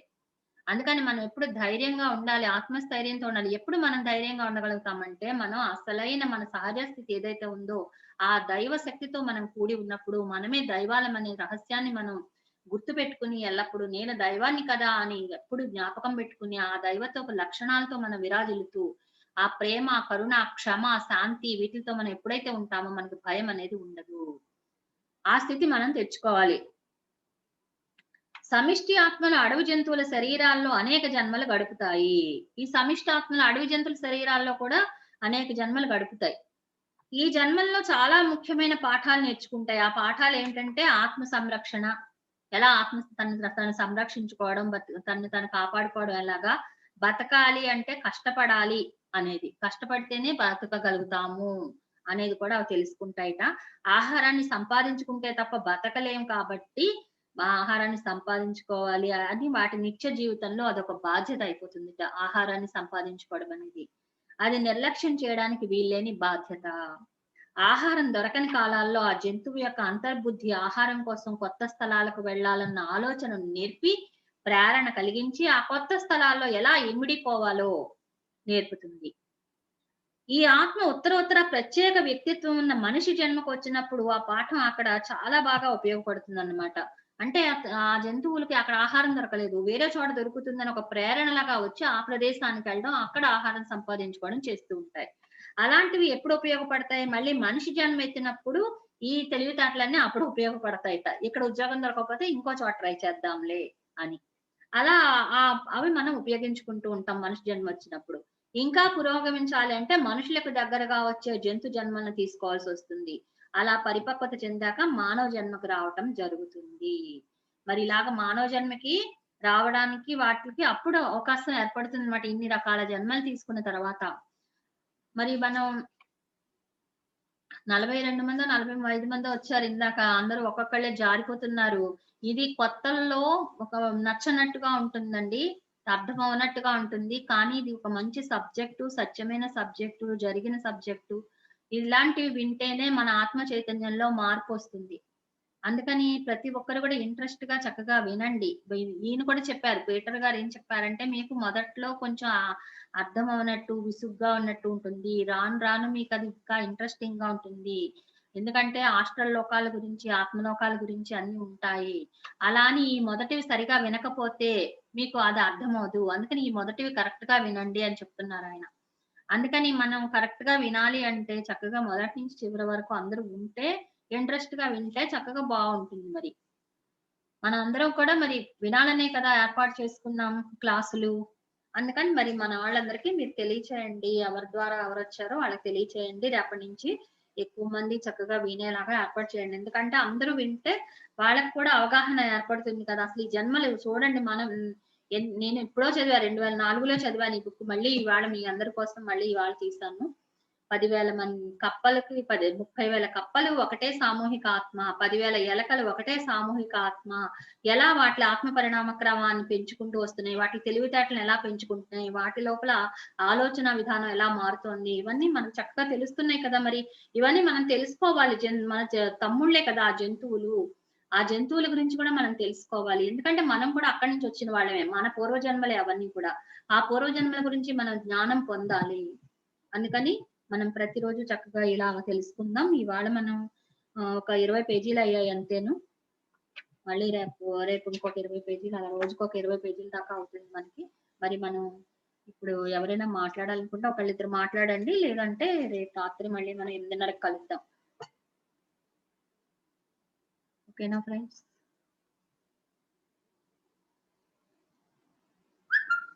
అసలు మీకు ఇంట్రెస్ట్‌గా ఉందా లేదా సబ్జెక్టు?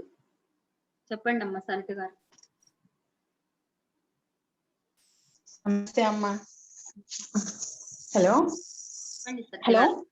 సరిత గారు చెప్పండి. వినపడుతుందా? నమస్తే అమ్మా. నమస్తే. హలో. వినపడుతుంది. బాగుందమ్మా. కొత్త సబ్జెక్టు నేనైతే ఇప్పటివరకు వినలేదు. నేను ఎప్పటి నుంచో అనుకుంటున్నాను ఈ ఖనిజ సామ్రాజ్యం, వృక్ష సామ్రాజ్యం విందామని. కానీ కుదరలేదు. ఇవాళ మాత్రం విన్నాను. నాకైతే చాలా ఇంట్రెస్టింగ్ ఉంది. బాగా అనిపించింది కూడా. బాగుంది మేడం సబ్జెక్ట్. మేము బాగుంది క్లాస్. ఇదే టైంలో ఇంచుమించు మన గ్రూప్ వాళ్ళందరం కూడా చక్కగా న్యూ ఎనర్జీ చెప్పుకున్నాం ఇలాగే. అప్పటికి మీరందరూ జాయిన్ అవ్వలేదు కొంతమంది జాయిన్ అయ్యారు మేడం. అప్పుడు న్యూ ఎనర్జీ చెప్పుకున్నాం. కరెక్ట్ గా మళ్ళీ 1 ఇయర్ కి ఇప్పుడు ఆత్మాయణం మొదలు పెట్టుకున్నాం మనం. బాగుంది మేడం. బాగుంటుంది. రాను రాను మనకి ఆత్మలోకాల గురించి కూడా అవగాహన వస్తుంది. అంటే మరణం తర్వాత జీవితం ఎలా ఉంటుంది అనేది కూడా మనకి అవగాహన వస్తుందమ్మా. అది కూడా తెలియాలి. మరణం తర్వాత నరకం ఉంది. ఇది ఆత్మాయణం. ఓకే. రామాయణం లాగే ఆత్మాయణం. ఓకే. మేడం ఇంకొకటి మీరిప్పుడు లింక్ పెడుతున్నారు కదా మేడం! అది యూట్యూబ్ లింక్ కూడా పెడితే ఎప్పుడన్నా మిస్ అయిపోతే నేనిప్పుడు 9, 10కి జాయిన్ అయ్యాను. స్టార్టింగ్‌ది వినలేదు నేను. ఓకే. అట్లా యూట్యూబ్ లింక్ నేను నిన్న కూడా చెప్దాం అనుకున్నాను మీకు. అదే. ఇది మిస్ అయిపోతే మళ్ళీ మాకు లింక్ ఓపెన్ చేసినా రాదు కదా మేడం! అట్లా అని. యూట్యూబ్ లింక్ మీకు వీలైతేనే మేడం, లేకపోతే అవసరం లేదు గానీ. యూట్యూబ్ లింక్ దీనికి పెట్టడం అవ్వదు. తర్వాత మేము పెడతాం అందులో యూట్యూబ్‌లో. Okay. Okay madam. RK pyramid meditation classes అని ఉంది మనకి యూట్యూబ్. అందులో పెడదాం. ఓకేనా? సరే మేడం. Okay madam. Thank you madam. Thank you. Thank you. Thank టైంకొచ్చేయండి అందరూ కూడా. ఓకే అమ్మా. సీతాకుమారి నమస్తే గారు మేడం. నమస్తే. చాలా బాగుందండి, అసలు చాలా అద్భుతంగా ఉంది. ఇంత కొత్తగా విషయాలు రాయిలో ఇలాగ ఉండటం ఇవన్నీ చాలా చాలా బాగుంది కొత్తగా. అదే ఇప్పుడే ఇది వింటాం నేను కూడా. అవునా? అదే ఇవన్నీ తెలుసుకోవాలి మనము. అందుకనే మాస్టర్స్ ఇది చెప్పమన్నట్టుగా నాకు అనిపించింది. ఎప్పటినుంచో అదే అనుకుంటున్నాను 10,000 కానీ 30,000 కప్పలకి ఒకటే ఆత్మ, 10,000 అయితే భలే ఆత్మ. మామూలుగా తెలియదు కదా, ఎవరికి వాళ్ళకే అనుకుంటాం కదా, మనకి మనుషులకి ఇట్లా ఉంది ఇండివిజువల్ కదా. ఆత్మలు ఉండవమ్మా వాటికి. బాగా వస్తుందండి. అంటే బాగా ఇంట్రెస్టింగ్ గా ఉంది తెలుసుకోవాలని. పుస్తకాలము ఏం చదవము, మీ దేవుడు చాలా చాలా అద్భుతమైన జ్ఞానం అందిస్తున్నారు. అదే. థ్యాంక్ యూ అమ్మా. ధన్యవాదాలు మేడం. Thank you. వాణి గారు మేడం నమస్తే మేడం. నమస్తే. చాలా బాగుంది మేడం. బాగుంది. అర్థమవుతుందమ్మా? అర్థమవుతుంది మేడం. ఓకే.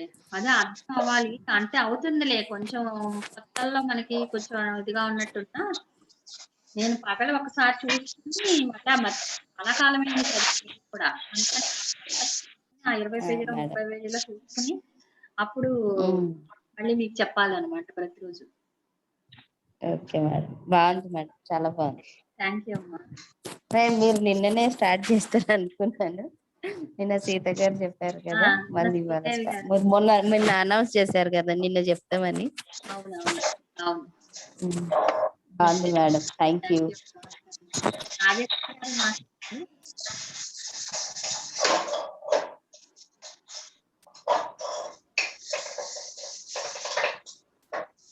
నాగేశ్వరి గారు మేడం నమస్తే అండి. నమస్తే. బాగున్నానండి. చాలా రోజులు అయ్యి నేను కూడా క్లాసెస్ అటెండ్ అయ్యి. కరెక్ట్. ఎందుకంటే ఈ క్వశ్చన్ లాస్ట్ ఇయర్ నేను అడిగానండి, ఎవరిని జీవహింస చెయ్యొద్దు, ఏం చెయ్యొద్దు అంటే అప్పుడు మీరు బ్రహ్మాజీ గారా చెప్పారు. బాబాజీ గారు చెప్పారనమాట. జీవులకు కలిపి ఒక్కటే ఆత్మ ఉంటది, అందుకోసము ఈ మామూలుగా వేరే మనుషులను హింసించినంత, పెద్ద జీవాలను హింసించినంత ఆ చీమలకి వాటిని హింసిస్తే అంత ఎఫెక్ట్ ఉండదు అని అంటున్నారనమాట. ఆ క్లారిటీ ఇప్పుడు ఈ ఆత్మాయనం నుంచి వస్తుంది అనమాట మాకు. అని వాటి భయం అనేది ఏర్పడిపోతుంది అనమాట మన వల్ల. మానవుడు ఇప్పుడు చైనాలో, ఇక్కడ కాకపోయినా చైనాలో అదే కదా పని. కప్పల్ని, ఎలకల్ని, పావుల్ని బతికినెవరు. మరి అప్పుడు అంటే మనం వాంటెడ్లీ చంపం, కానీ ఏదైనా తప్పు జరుగుద్దా మనం అనుకోకుండా చేస్తాం కదా అని అన్నాను. పిల్లలు నాకు కనిపించారు, పిల్లలు పట్టుతున్నారు కప్పల్ని. ఎందుకురా పట్టుతున్నారంటే ఇంకొక దేన్ని పట్టడానికి ఇది ఎరగా వేస్తారట. అలా కూడా చేస్తారనమాట. నాకు ఈ రోజు అర్థమై చాలా బాధ అనిపించింది. రకరకాలుగా ఉంటాను. అయిపోయింది మేడం క్లాసెస్ స్టార్ట్ అయ్యి. మంట 287వ రోజమ్మా ఇవాళ. అప్పుడు 100 days సెలబ్రేషన్స్ అవన్నీ అటెండ్ అయ్యాను, కానీ మధ్యలో కొన్ని రోజులు మిస్ అయిపోయింది అనమాట, ఒక 3-4 months. ఓకే ఫ్రెండ్స్, మరి అందరూ మాట్లాడారు, బానే ఉందన్నారు కాబట్టి మళ్ళీ రేపు కూడా మనం 2వ రోజు చక్కగా ఆత్మాయనం కొనసాగించుకుందాం. ఇంకా కొన్ని ఎన్నో, అంటే ఇప్పుడు మనం మామూలుగా మనిషి మరణించిన తర్వాత నరకం ఉంటుంది, స్వర్గం ఉంటుంది, ఈ రెండే మనం అనుకుంటాం. అందుకని ఇలా మరణించగానే మనం అప్పటి వరకు తప్పులు చేస్తామనే భావన మనలో ఉంటే కనుక నరకానికే వెళ్తాం. ఎందుకంటే ఇక్కడ నరకం అనే భావన మనలో ఉంది కాబట్టి మన ఆలోచన అక్కడ వాస్తవం అవుతుంది. అప్పుడు ఆ నరకం అనేది ఎలా ఉంటుందో మనం ఇక్కడ ఊహించుకుంటాం కదా. నూనెలో వేయిస్తారు, ఏదో కాలుతున్న స్తంభానికి కౌగిలించుకోమంటారు, ఏవో ఇనప కడ్డీలతో పొడుస్తారు. ఇవన్నీ మనం ఇక్కడ తెలుసు. ఇవన్నీ మన ఆలోచనల సినిమాల ద్వారా అయితేనేమి, పెద్దవాళ్ళు చెప్పిన దాని ద్వారా అయితేనేమి, అయితే గరుడ పురాణాలు అలాంటి వాటిలో వినడం ద్వారా అయితే మనం వాటికి ఫిక్స్ అయిపోయి ఉంటాం మనం. అలా వాటికి ఫిక్స్ అయిపోవడం వల్ల ఏం జరుగుతుంది? అదే మనకి లోకంగా మనం అనుకుని చనిపోయిన తర్వాత వాటిలకే వెళ్తాం మనం. అదే మనం అలా కాదు, ఆత్మలోకాలనేవి ఉంటాయి. ఈ ఆత్మలోకాల్లో మనం ఇష్టం వచ్చిన లోకంలో మనం ఉండొచ్చు. పలానా లోకంలో పలానాది ఉంటుంది అనేటువంటి ఆ రహస్యాలన్నీ మనకి అందాయనుకోండి, అప్పుడు మనం ఆ అవగాహనతో మరణించినప్పుడు మనం ఆ లోకాలకు వెళ్తాం. అంటే మన ఆలోచనలే అక్కడ వాస్తవాలు. మనమే సృష్టించుకుంటాం ఏదైనా సరే అక్కడ. అందుకని ఆ అవగాహన మనకి మరణం తర్వాత కూడా జీవితం ఉంటుంది. ఆ జీవితం ఎలా ఉంటుందనేది మనం ఈ బుక్ ద్వారా తెలుసుకుని, ఆ మరణం తర్వాత కూడా ఓహో! ఇంత హ్యాపీగా ఉంటుందా? మనం మరణానికి కూడా భయపడాల్సిన అవసరం లేదు అనే స్థితికి మనం చేరతాం. అందుకని మనం అన్ని రకాలు తెలుసుకుందాం చక్కగా. ఓకేనా ఫ్రెండ్స్? మరి రేపు రాత్రి 8:30కి మళ్ళీ మనందరం కలుద్దాము. ఒక 2 మినిట్స్ మెడిటేషన్ చేద్దామా? అందరం కూడా. ఇప్పుడు 18 కదా. ఒక 2 మినిట్స్ లాస్ట్‌లో రివర్స్ అవుదాం. కూడా చక్కగా చేతులు వేళ్ళలో వేళ్ళు పెట్టుకుందాం, కళ్ళు మూసుకుందాం. సహజంగా జరిగే ఉచ్ఛ్వాస నిశ్వాసాలను గమనిస్తూ తర్వాత చేసుకోవాలనుకున్న వాళ్ళు ధ్యానంలో ఉండిపోండి. లేవాలనుకున్న వాళ్ళే లేవండి. చక్కగా హాయిగా కూర్చుందాం. శ్వాసని గమనిస్తూ ఉందాం. పీటర్ రిచర్డ్ గారిని ఒకసారి గుర్తు చేసుకుని ఆ మాస్టర్‌తో ఒకసారి మాస్టర్ మీరు చెప్తున్న ఆ సత్యాలన్నీ కూడా మేము తెలుసుకుంటున్నాము. మాకు వాటిలో ఇంకా అవగాహన పెరిగేలా చేయండి. ఆ ఆత్మ లోకాల గురించి అవి మీరు ఆత్మాయణం రాశారు. ఆ ఆత్మాయణం గురించి అంటే అది సోల్ జర్నీ అని ఇంగ్లీష్‌లో రాశారనమాట ఆయన. ఆ సోల్ జర్నీ గురించి మేము తెలుసుకుంటున్నాము. అందుకని మాకు ఇంకా అవగాహన ఏర్పడేలా చేయండి మాస్టర్. మాతో కూడా ఉండి ఆ బుక్ అర్థమయ్యేలా చేయండి అని అడగండి.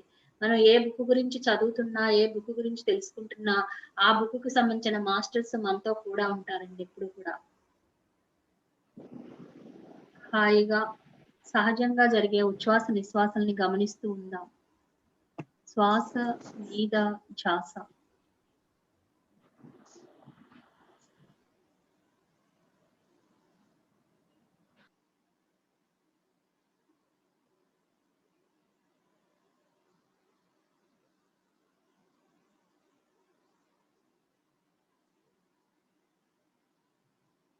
మన తమ్ముళ్ళైనటువంటి ఆ జంతు జాతి పట్ల ప్రేమ, కరుణ, క్షమతో జీవిద్దాం. ఒక దైవంలా మనం ఎదుగుదాం. ఒక దైవం దృష్టితో మనం విశ్వాన్ని చూద్దాం. ఒక భగవంతుడు తన కళ్ళతో విశ్వాన్ని చూసినప్పుడు ఎంత కరుణా హృదయంతో, ప్రేమ తత్వంతో ఉంటారో అలా మనం జంతు జాతిని, మన సాటి మానవ జాతిని అందరినీ కూడా ఆ ప్రేమ తత్వంతో చూద్దాం. ఒక భగవంతుడిలా చూద్దాం.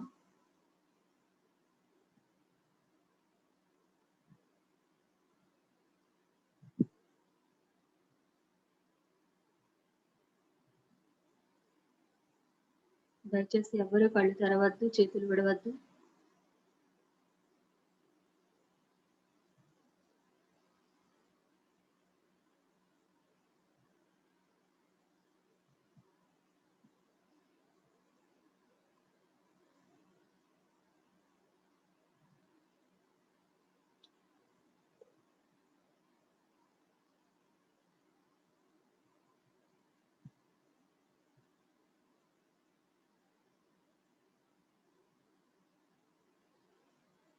శ్వాసను చక్కగా నిదానంగా గమనిద్దాం. సహజంగా లోపలికి పెడుతూ ఉంటుంది, బయటకు వస్తూ ఉంటుంది. ఆ ఉచ్ఛ్వాస నిశ్వాస ఎలా లోపలికి వెళ్తుంది, ఎలా బయటకు వస్తుంది నిదానంగా గమనిస్తూ ఉంటే ఆ శ్వాస నాభి వరకు చేరుతుంది. ఆ నాభి వరకు శ్వాస వెళ్ళినప్పుడే అసలైన సవ్యమైన శ్వాస. కృష్ణుడు భగవద్గీతలో ఉచ్ఛ్వాస నిశ్వాసల మధ్య స్థానంలో నేను ఉంటాను అని చెప్తున్నారు.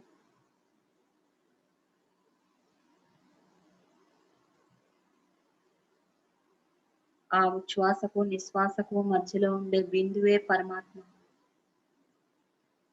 అదే పరమాత్మ స్థానం.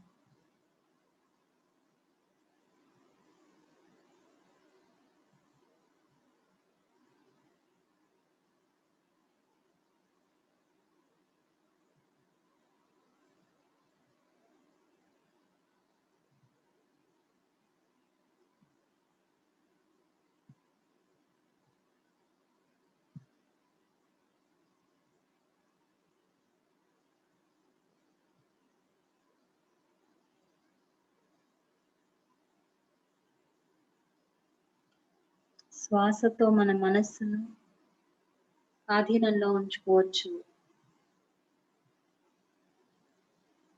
ఎందుకంటే శ్వాసే మనస్సు కాబట్టి. అలాగే శ్వాసే వాక్కు, వాక్కే శ్వాస.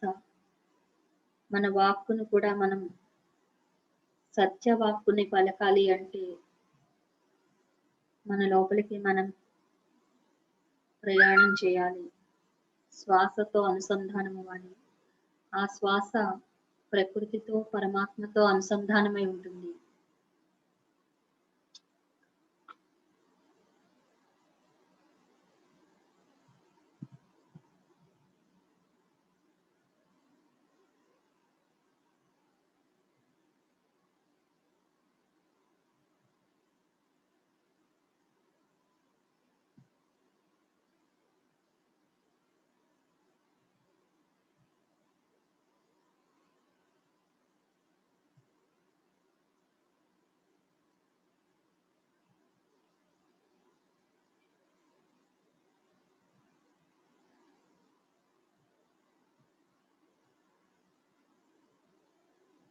హంస గాయత్రి అంటారు. గాయత్రి మాత హంసవాహిని. హంస అంటే శ్వాస. ఆ శ్వాస అనే వాహనం మీద ఆవిడ మన లోపలికి వెళుతూ ఉంటుంది, బయటకు వస్తూ ఉంటుంది.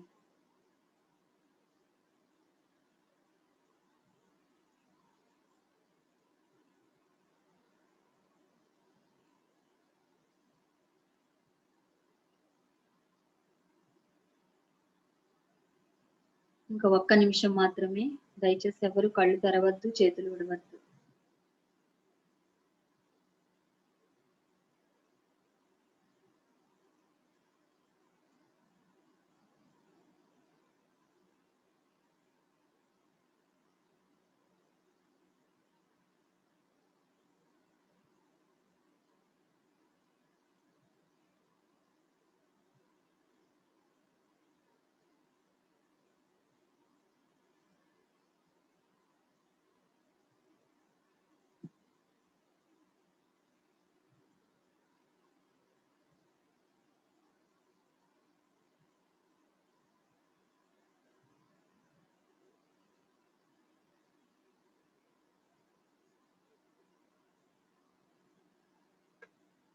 Twenty seconds.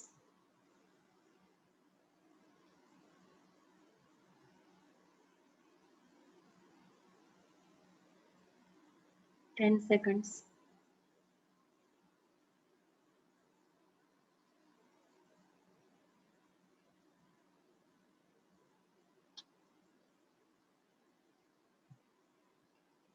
5 seconds. Okay friends, నెమ్మదిగా 2 చేతులు విడదీసి 2 కళ్ళ మీద పెట్టుకుందాం. 5 అంకెలు లెక్క పెట్టుకుందాం. 5, 4, 3, 2, 1, 0. నెమ్మదిగా చేతులు తీస్తూ నెమ్మదిగా కళ్ళు తెరుద్దాం. మనకి ధ్యాన భాగ్యాన్ని అందించిన పరమ గురువులకు, బ్రహ్మర్షి పితామహ పత్రిజీ వారికి, మన ఇష్ట దైవాలకు కరతాళ ధ్వనులతో కృతజ్ఞతలు తెలియజేస్తున్నాం. చాలా మంది ఈ ఆత్మాయణం బాగుందని మెసేజ్లు పెట్టారు. అందరికీ కృతజ్ఞతలు.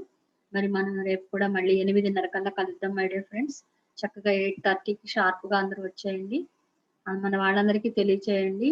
ఎందుకంటే ఇది ఇంకా కొంచెం ఒక 2-3 అధ్యాయాల తర్వాత ఏమో మరి ఆత్మలోకాల గురించి కూడా ఉంటుంది. హాస్టల్ ట్రావెల్ చేయించి ఆయన్ని ఆత్మలోకాలకి తీసుకెళ్తారనమాట. వచ్చిన ఆయన ఒక మంచి మాస్టరు, ఆయన తీసుకెళ్తారు పీటర్ గారు. ఓకే ఫ్రెండ్స్, మరి అందరికీ కూడా నమస్కారాలు. మనం మళ్ళీ రేపు రాత్రి 8:30కి కలుద్దాం. Thank you.